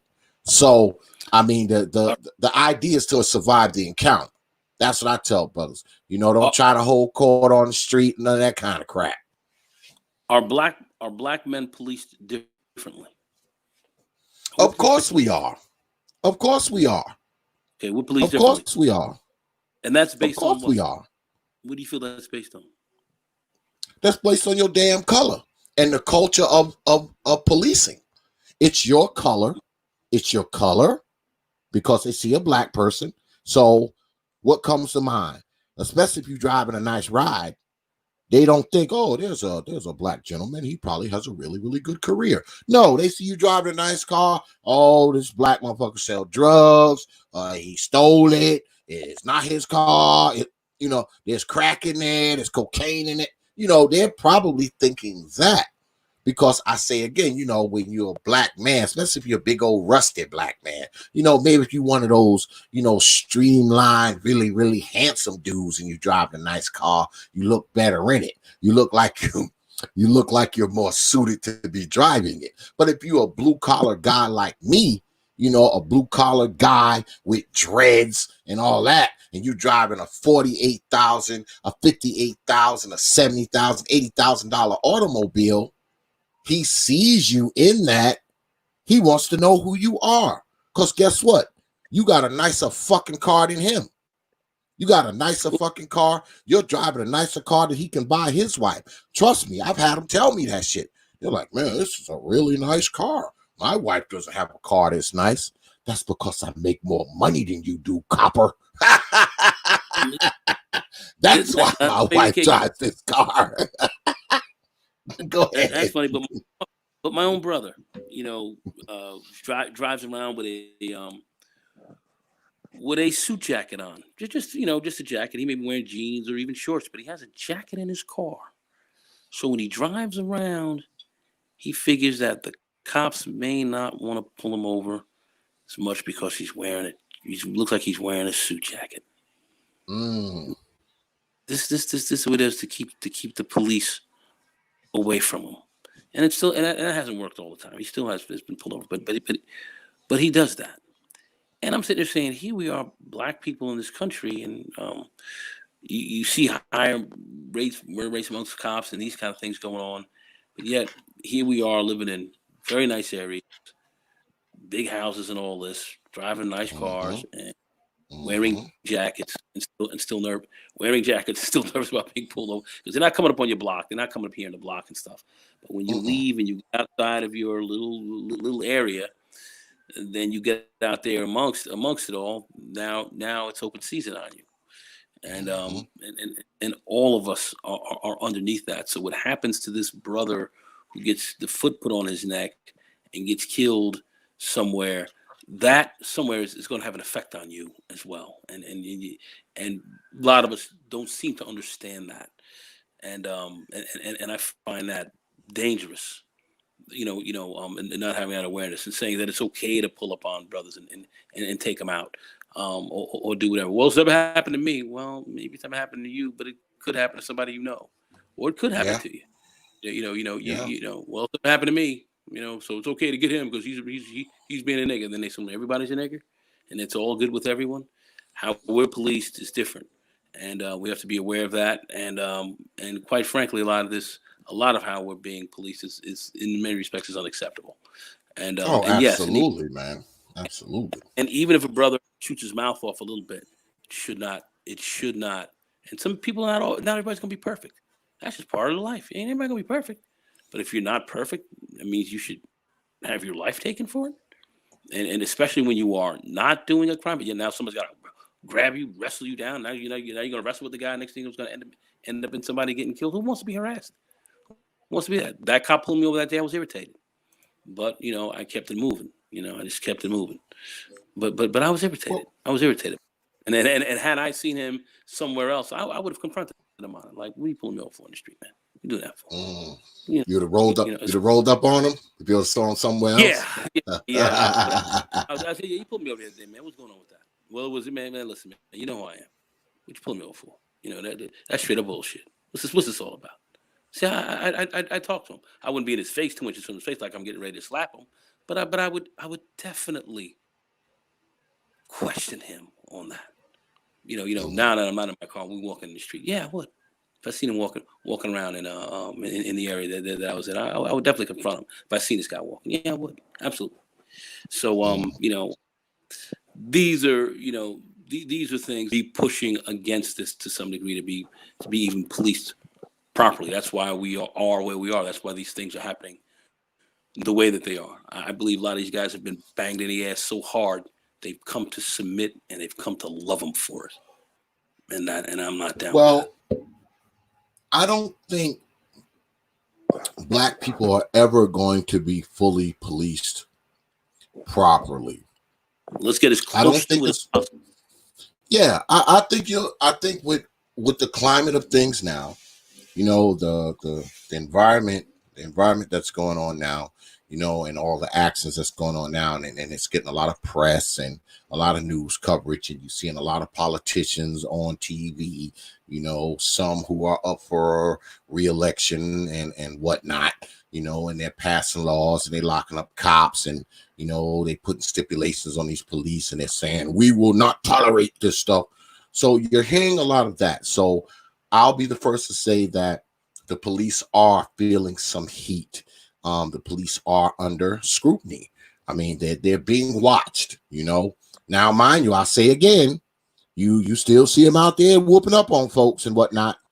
But I think that we're going to see somewhat of a reduction in some of this stuff. I don't believe it's going to be eliminated, but we will see a reduction. And what I kind of see happening, and I hope no one gets discouraged by this, but I think what's going to happen is you're going to find that especially when it comes to Black folks, you're going to find that police will be taking just a little longer to respond to crimes.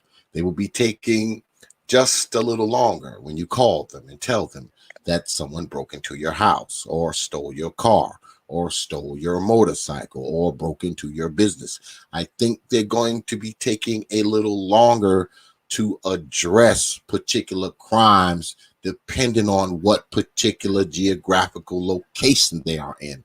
I see that happening. I see the police not policing the way they normally would because of this. Because I think that when it comes to policing, in most cases, it's all or nothing. Fine, we'll police your neighborhood, but guess what?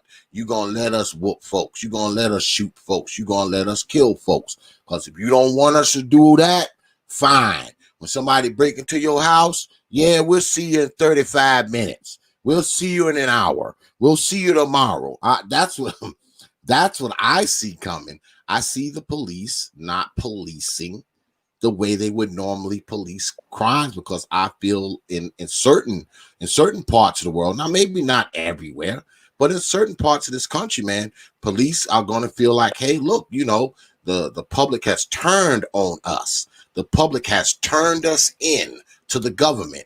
The public has caused the government to put stipulations on our jobs and all that kind of nonsense. And I think the police are going to try to fight back any way they can. Now, are they going to walk down the street and just start shooting Negroes when they see them? No. What they're going to do is those certain parts of Black society, they're going to take their own sweet time to get there when your ass called 911. They're going to take their own sweet time to get there when somebody done broke into your car. They're going to take their own sweet time to get there when somebody done kicked the damn window in at your damn shop. That's what I think is going to happen. So I think it's going to happen. Well, I generally think that's going on anyway. I don't think that they respond quickly to your your needs. Oh, hell no. It's just going to get a lot worse. It's going to get a lot worse. I think it has. And then I think they might be taking themselves out of a job, because New York City did that. When they came against Mayor de Blasio after he really decided to shut down this whole stop and frisk piece, and that got shut down. Actively against it. The police said, "Okay, man, we're gonna have a little work slowed down. What are we gonna do? We're not gonna respond quickly. We're not gonna do XYZ quickly. We're not gonna be around as much." You know what happened with New York City crime?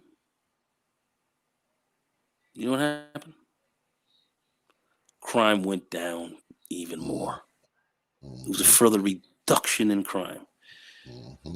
So then the police were like, "Oh, there's a little bit of a problem. We're not around, and crime's going down." And you started to see where maybe where there was more police presence, there was more crime because there were more police around, and they were involved in more jaywalking tickets and more harassment of just people walking to kind of around, and more pushing to give more tickets and so forth. So all that stuff went down. There was no crimes. The crimes, any violent crimes, they were less of them. All this kind of thing, and it was a pretty scathing indictment, which started to lead into some other thoughts like, well, if the cops are not around that much and crime is going down, what are we really saying here? So it was a problem with them. So they quickly got back up on the job, and and I guess they tried to drive up the crime rate a little bit. Yeah. But to justify a lot of the crimes they create, I feel like the thing with Rashad Brooks was crime created.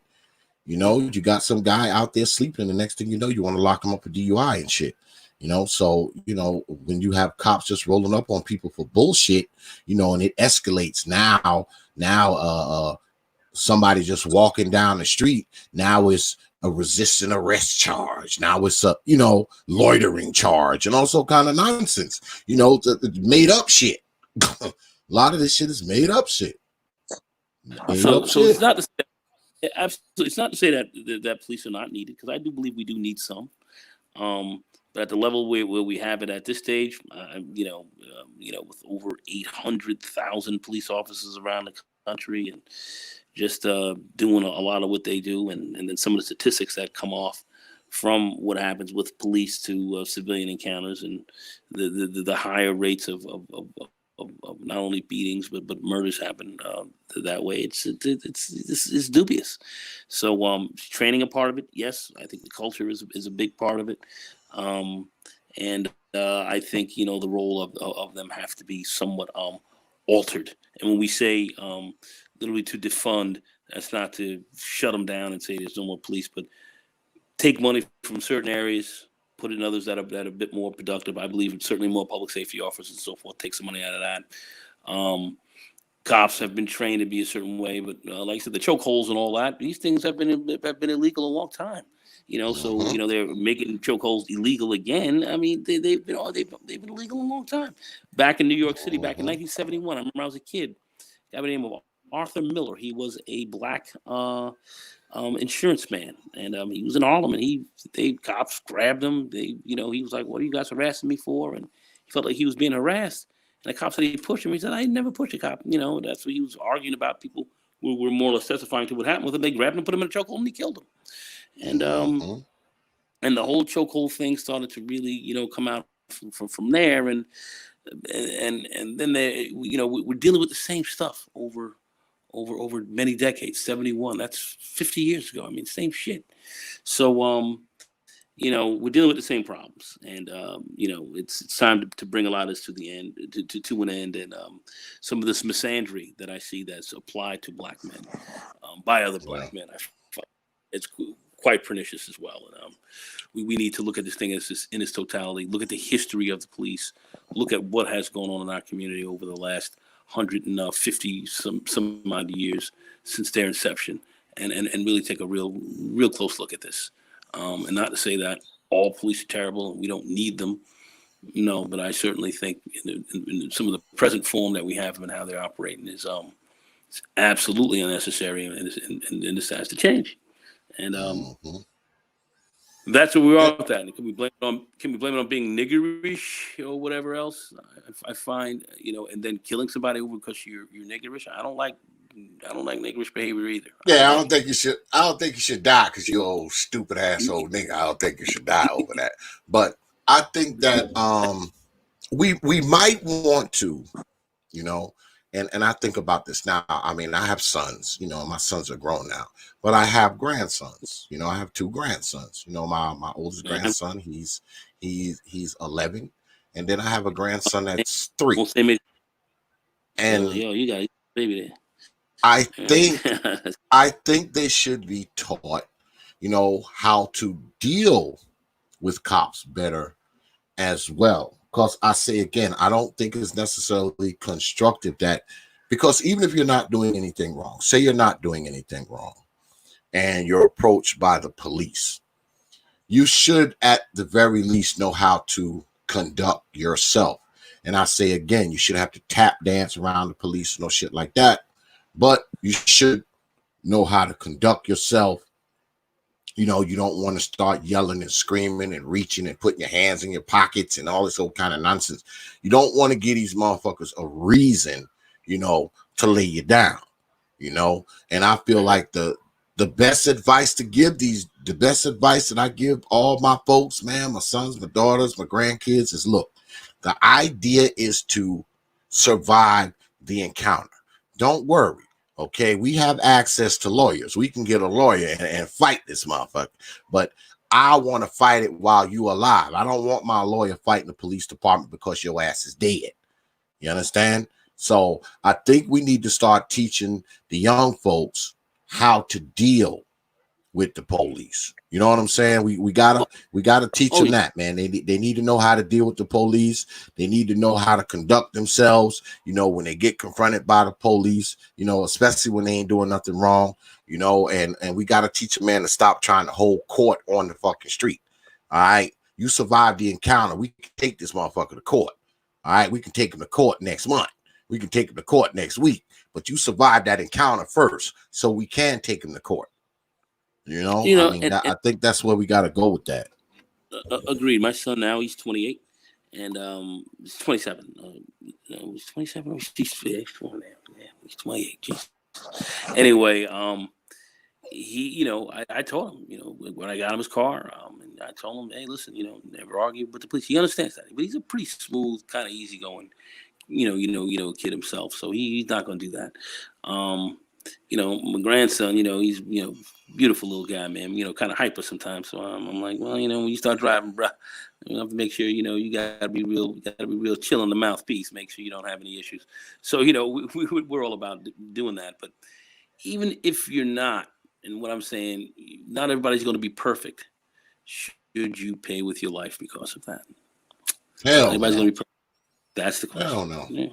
Hell no. Well, it's subjective because I mean, you can be a normal dude and handle yourself well, and you get this dick of a cop, and everything can go left. You Well, could you be saw it. doing all the right things, saying all the right things, and this cop is just a dick, and you end up dead. I mean, I've seen that too. I've seen that We've seen happen it. too. I'm not going to say I haven't seen it.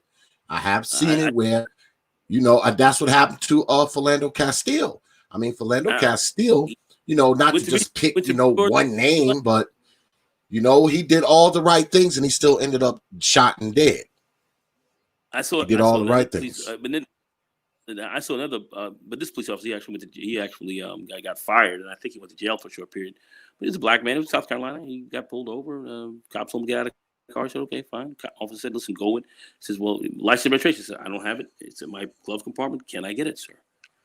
And he said, yes. Now, as soon as he went in, pulled out his glove compartment, came out of the car, officer shot him right in the stomach. Yeah, he shot him. I saw that. I know who you're talking about. I know who you're talking about. Well, why'd you shoot Yeah. me? And here it is, here for all the all the niggers, I'm not a nigger or stuff. Here's a black guy, absolutely did nothing. Bang, popped in the belly. And he didn't do anything. He didn't deserve it. Another time, another black man sitting on the street. He was a master's degree individual. He was with an autistic kid, and the kid was acting up a little bit. Cops called over. They told him to both sit down. Officer, the guy's like, "Listen, I'm in care of this autistic kid. He was a white kid, he may have got a little bit out of line. Lay down." The officer he's like, "Okay." Told him to roll over. He rolled over. Cop shot him. Bang. I said, "Why'd you shoot me?" And the officer said, "I don't know.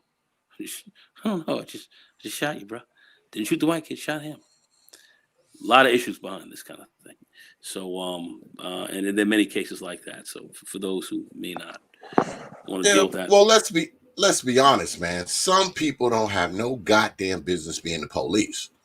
All right. Some people they don't have any business on the damn force because they don't have social skills, they don't have people skills, they don't have negotiating skills, they don't have threat assessment skills. Some of these people do not belong on the goddamn force, man. They don't belong on there. And the police department needs to catch these people before they come through. And that's another big part of the problem, and that's why we're here now. The only thing right now, I'm going to have to kind of break out of here, and I think we've had a great conversation. Oh yeah, always, man, always. If there's anything else or anybody, I don't know how many people we have in the chat room, but if anybody wants to ask any questions, let's pop that out real quick, and then we can close this up. They don't want to ask no questions. God damn it. They don't want to ask no questions.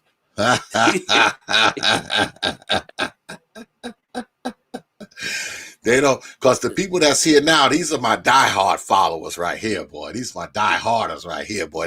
They with me to the very end, boy. They'll ride this damn sinking shit, boy, till they hit a damn iceberg and go 50 feet under. They'll still be on it, boy. These are my dieharders right here, boy. That's great. That's great. But anyway, Brother X. I appreciate you coming through, though, man. We got to do this more often, brother. We got to do this more often, man. Been a while. We definitely do it. It has been, man. I think it's been like maybe a year ago, man. I don't know how long it's been. Yeah, it's been a while, man. Been a while. It's been a minute. But Brother Exit, man, it's great pleasure, man. I can't believe my streaming. I was working tonight. My gosh, oh my goodness. Yeah, I can't believe my shit only fucked up 5 times instead of the usual 55 times. But I still got my fingers crossed. They ain't over yet. Shit, it usually messed up like 50 times. It only messed up like 5 times tonight. That's a record. Shit, that's a record low right there, boy, for sure. But yeah, man, I appreciate you coming through, brother. You're welcome here anytime on the T.P.O.T. YouTube page. Brother Nagone. All right, man. Brother Nagone. Much love to you, chat. Yeah, man. Hit me up, man. You got my number. You're one of the few people on YouTube that actually have my phone number. Man, when we come to New York, we're gonna do this up right. Yeah, man. See, you know what? I was supposed to come to New York a few months ago, but this COVID shit hit, and I was like, I don't think so. So the trip has been postponed, indefinitely, and until I see some change or cure or vaccine, or I got a hazmat suit that I can wear while I'm up there. All that shit have to happen at once before I come to New York. That's just the truth, boy. All right. But yeah, next time I come to New York, though, man, I'm gonna hit you up, man. We're gonna grab a beer or something. All right. All right, family. My man. Okay, then. Peace. Yeah, folks. Just got off the line with my man Nagone. chopping it up with him. And hold on, let me turn my damn camera on. Yeah. Just got off the line with my man Nagone, chopping it up with him, man. You know. This shit's crazy, man. Like this is just crazy, man. The way shit is, man. And you know, you wanna try to fall in the middle of these things, you know, most times, you know, and I get what Brother Nagone was saying. Brother Nagone was saying that, you know, brothers think that you know, these brothers deserve to die, they deserve to get shot, all that kind of shit. But like I told him, I don't believe that. I don't believe that anybody thinks the brothers deserve to die because of whatever they did. You know, I damn sure don't deserve. Like I told him, I said, I don't care if they stabbed somebody inside the store, stole something and ran out. I don't believe they deserve to die over that. But I think when we talk about them deserving to die, I think that's somewhat of a straw man, because I don't think anyone's arguing whether or not they deserve to die over it. What I think a lot of us are arguing is, you know, was there some culpability with the brothers for the cops being there? Was there some culpability with the brother for them being arrested? Was there some culpability? Was there some culpability of them having the cops be on the scene in the first place? And if you're someone who's committed some type of crime, then, you know, you can't expect anything less than the cops being there if you've committed a crime. I mean, they're the police. Somebody calls them, they're going to show up. But my contention is this. My contention is that many times that the police are called, they don't need to be called. And I'll say this again, and I'll probably say this until I see different. Many times in these situations, man, the freaking police aren't even needed. The cops shouldn't be there. They just shouldn't be there. You don't need the cops for everything. You got people now, you look at these white ladies who get on the phone and call the police on some man that's bird watching. They calling the police on little kids selling water in front of the building. They get on the phone and call the police over a kid selling lemonade. They call the police because it's somebody in the hallway that they don't recognize. You know, you got people calling the police. You got people calling the police at times where the police aren't needed. So once they're called, they show up, especially when it's a situation of, because we've seen it. We've seen these white women, man, call the police on brothers because they see them in the hallway. I guess they think they can't afford to live around white folks, so they call the police and say it's a black guy in the lobby of our building, not knowing that the brother probably got an apartment that's bigger than hers. You know, so now the police are there, and now the police are asking all these goddamn questions to somebody, and that person is like, wait a minute. Why the fuck do I got to explain myself to you, man? I fucking live here. I live here. You know? So these matters, I'll say again, these matters now become police matters. And when they become police matters, they go from 2 to 10. They go from 2 to 8. They go from a 2 to a 9. Just like that. Especially when someone finds themselves encountered by the police for no just cause. Because I know I would be pissed if I'm standing in front of my house and the police pull up. Oh, what are you doing here? The fuck you mean what I'm doing here? I live here. I live here. So I would be a little frustrated. All right. Now, would I pick up a brick and throw it at his cop car? Probably not. I probably would have did that like 30 years ago, though. But Would I pick up a brick and throw it at his cop car? Of course not. But I would be pissed that I'm being interrogated for no good reason. So I will say again, my contention is that, hey, a lot of times the police find themselves at places, man, where they shouldn't be. Where they should not be.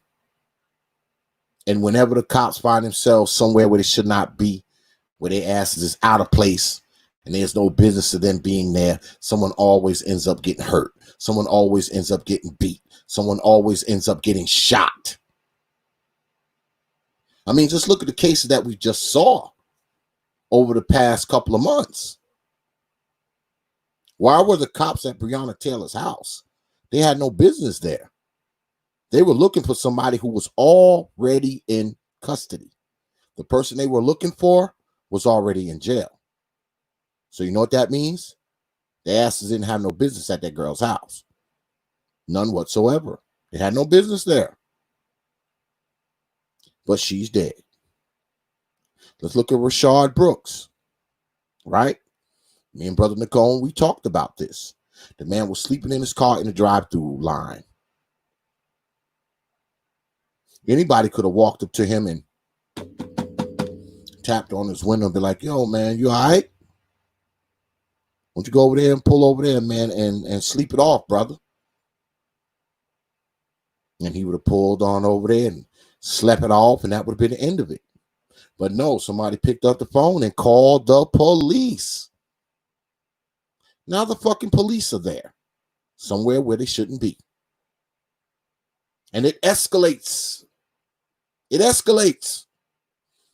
Rashard Brooks is dead. Even with brother George Floyd. They say he passed a fake $20 bill. I've been passed fake money before. Last thing that crossed my mind was calling the police. I actually looked at the motherfucking bill. I'm like, damn, that's a pretty good copy. Shit, I got a fake 20 before and a fake $100 bill before. Sure did. I didn't call the police. That was the last thing on my mind. Because a lot of times, man, like I said, man, you call the police, it escalates. Shit, if he passed you a $20 bill in the store, all you had to do was say, hey, man, this $20 bill is fake, man. You better look like give me some real money, Negro. Those two people could have settled that, him and that clerk or whoever it was. They could have settled that minus the police. They could have settled it minus the police. But what happens? They call the police. The police show up. It's escalated now. Now it's a police matter. Now brother George Floyd is dead. Notice how these 3 black people were killed in a situation where the fucking police shouldn't even have been. The police shouldn't have been there, man. They didn't have to be there. They didn't have to be there. But there they were. That's my contention. Get these fucking cops out of places where they don't belong. Because you don't need the cops for everything. And I am not just talking about the cops being called on grown black folks because they selling cigarettes on the side of the street or sleeping in the parking lot at Wendy's. I'm talking about these fucking white girls calling the cops on kids selling icicles in front of the building. Calling the cops on people because they're out there bird watching. Calling the cops on black folks because they're barbecuing. Calling the cops on black folks because the black kids is out there playing in the street. These are not cop matters, man. They're not.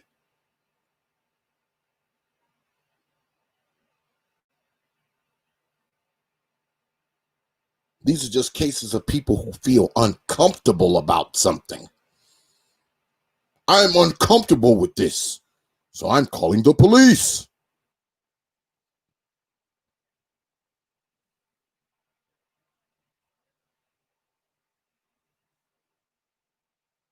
I think people should get used to being a little uncomfortable. Yeah, get used to being a little uncomfortable. That lets you know what people think about your damn life, man. These people ain't stupid. They got televisions and internet. They know how a fucking situation can elevate and someone can end up dead. But they call the police anyway for the most minute things. Like I said before, your kid could be out there selling icicles, selling lemonade. Some white lady will call the police and make it seem like they committed a crime too. Oh, they're out here selling lemonade with meth in it.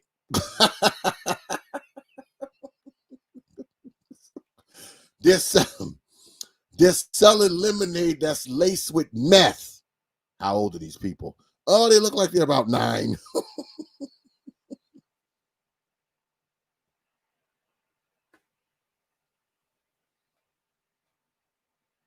And that's where I think the defunding of the police comes in.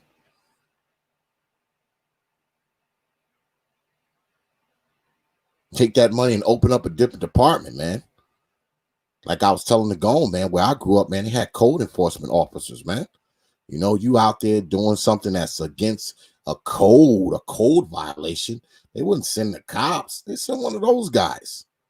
Your dog barking, music too loud, car parked where it's not supposed to be parked. You somewhere selling shit where you shouldn't be selling it. Then call the police for that. The code enforcement comes out and say, hey, man, you can't park your car here. Hey, man, you got to turn the music down. Hey, man, the dog's barking. You know, that kind of thing, man. Police don't belong everywhere, man. They don't.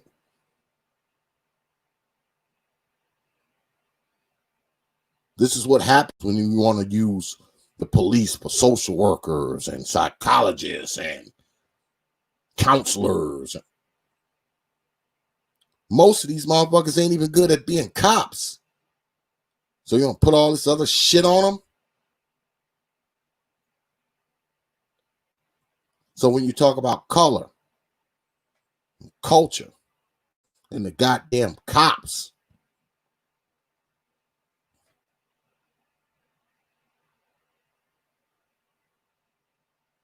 first and foremost, people who are the color black, we should demand that cops not be in places where they are. Cops should not be in places where they're not needed. And as far as our culture goes, to be honest, and I know people ain't gonna like this, some of us gonna have to learn how to deal with the police because they're not going anywhere. Defund don't mean disassemble. Defund mean takes a little bit of money from out of them. But the police aren't going anywhere. They're not going anywhere. They're going to be here. So we need to be teaching our folks how to deal with them. Maybe, just maybe, some of our folks will stay alive. And I don't have to read about them on the internet or see them laying in the street on my television. And as far as the cops go, I think a lot of these folks, before they even get on the force, they need to have a heavy, rigorous psychological evaluation. Very rigorous psychological evaluations are in order. And every few months, they need a checkup. Every couple of months, give them that old psychological checkup. Especially if you got them out there on the street dealing with black folks. Because I'm going to tell you, all the training in the world, all the laws in the world, you can give them a pamphlet on how to deal with black folks and sit them down and show them some films and give them history lessons and all. it's not going to change anything if the person's personality trumps the policy. And I think a lot of these police departments need to be cleaned up from the top down. Because like I was telling Brother Nagone, a lot of shit comes from the top, man. It's a culture, this shit. A lot of this shit these cops do, man, they wouldn't be doing it if they didn't think they could get away with it. And they wouldn't be thinking they could get away with it if someone up top didn't make them feel that way.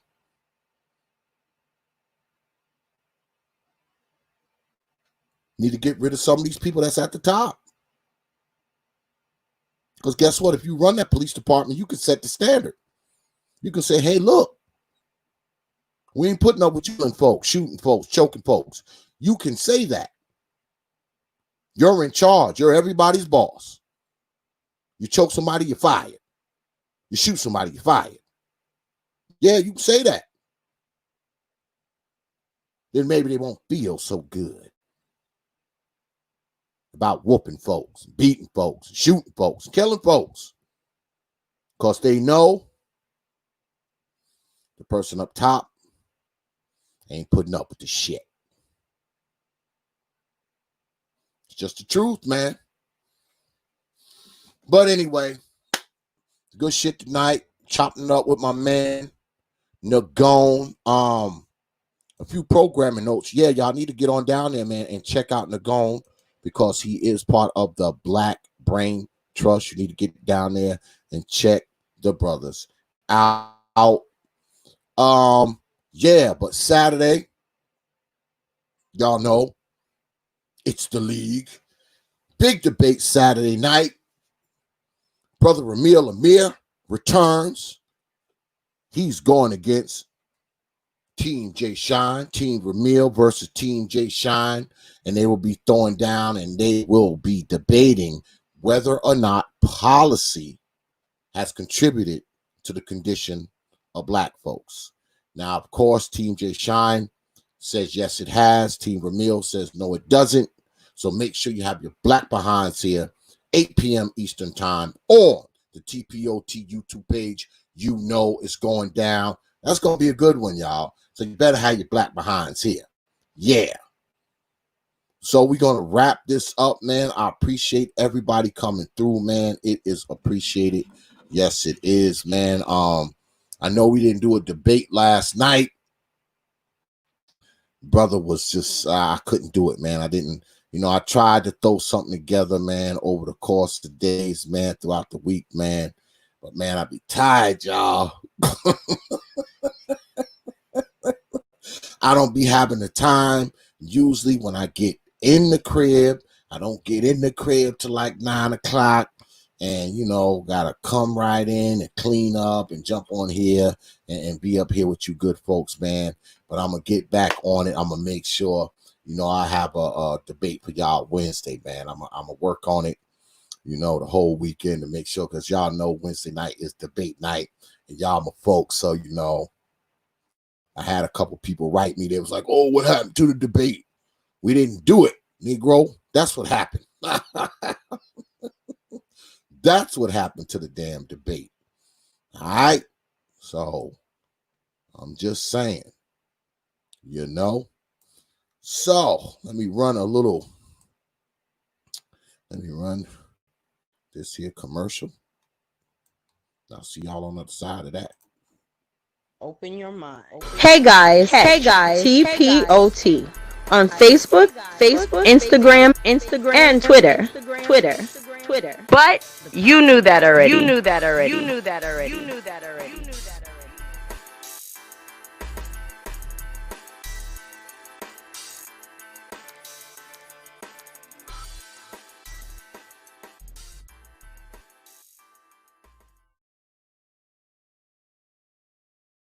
Yeah.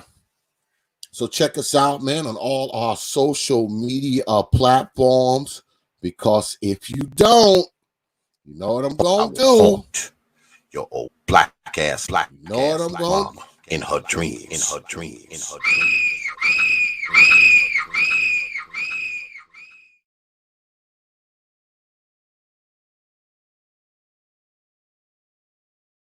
That's right. Don't make me do it. I'll be floating by old mama's bed. But anyway, I appreciate all of y'all, man, coming out tonight, man. Good shit, man. I appreciate you good folks. It's always good, man, to be up here with you good folks, man. It always is. You know, even most of the time I come up here, I be tired as shit, you know, but it's all worth it, man, to get up here with you good folks, man, to have your support and your views and your contributions and your likes and shares, man. It's always a good thing, man. I appreciate all you good people over here, man.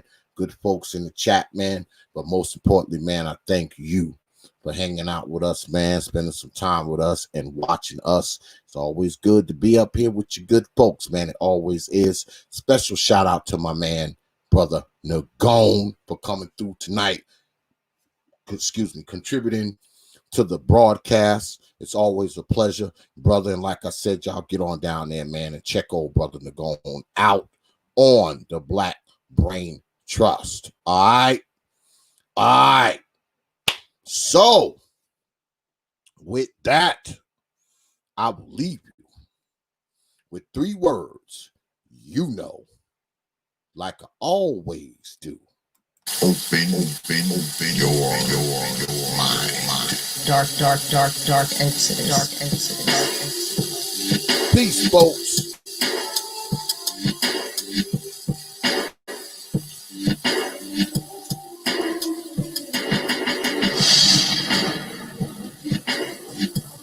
The Dark Exodus.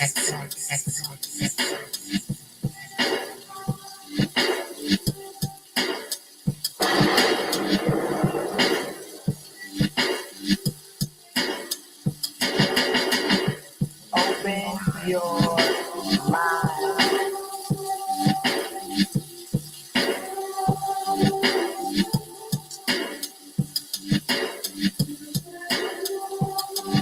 You know.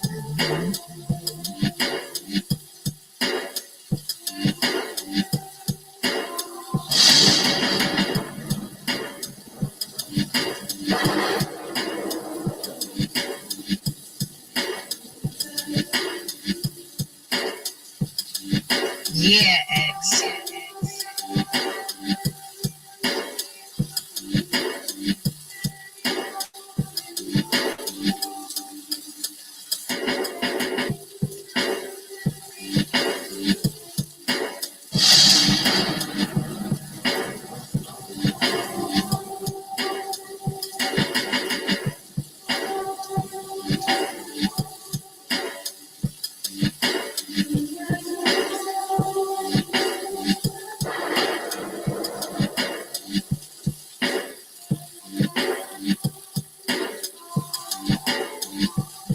You know.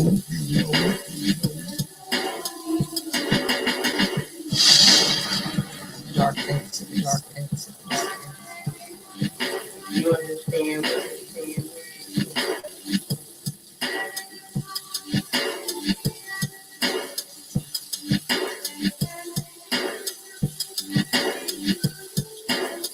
Yeah, X.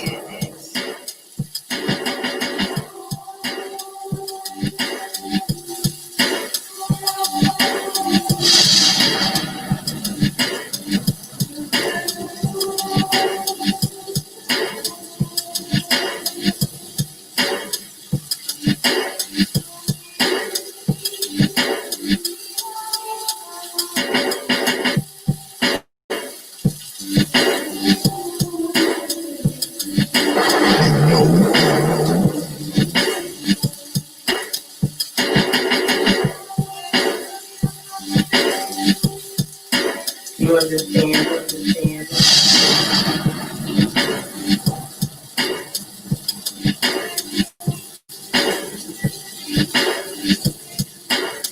Open your mind.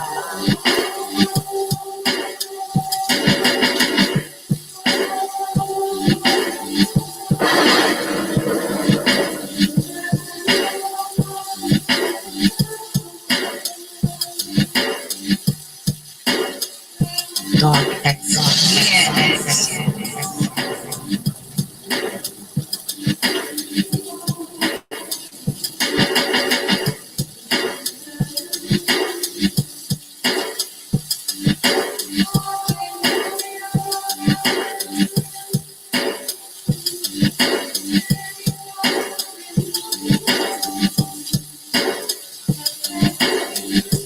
You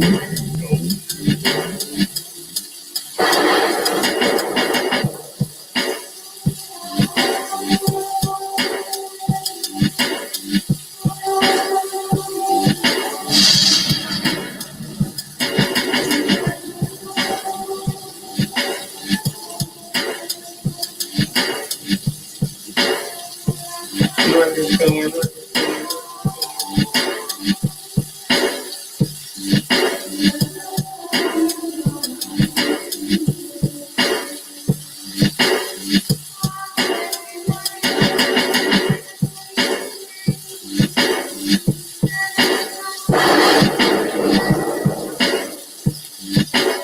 Yeah, X.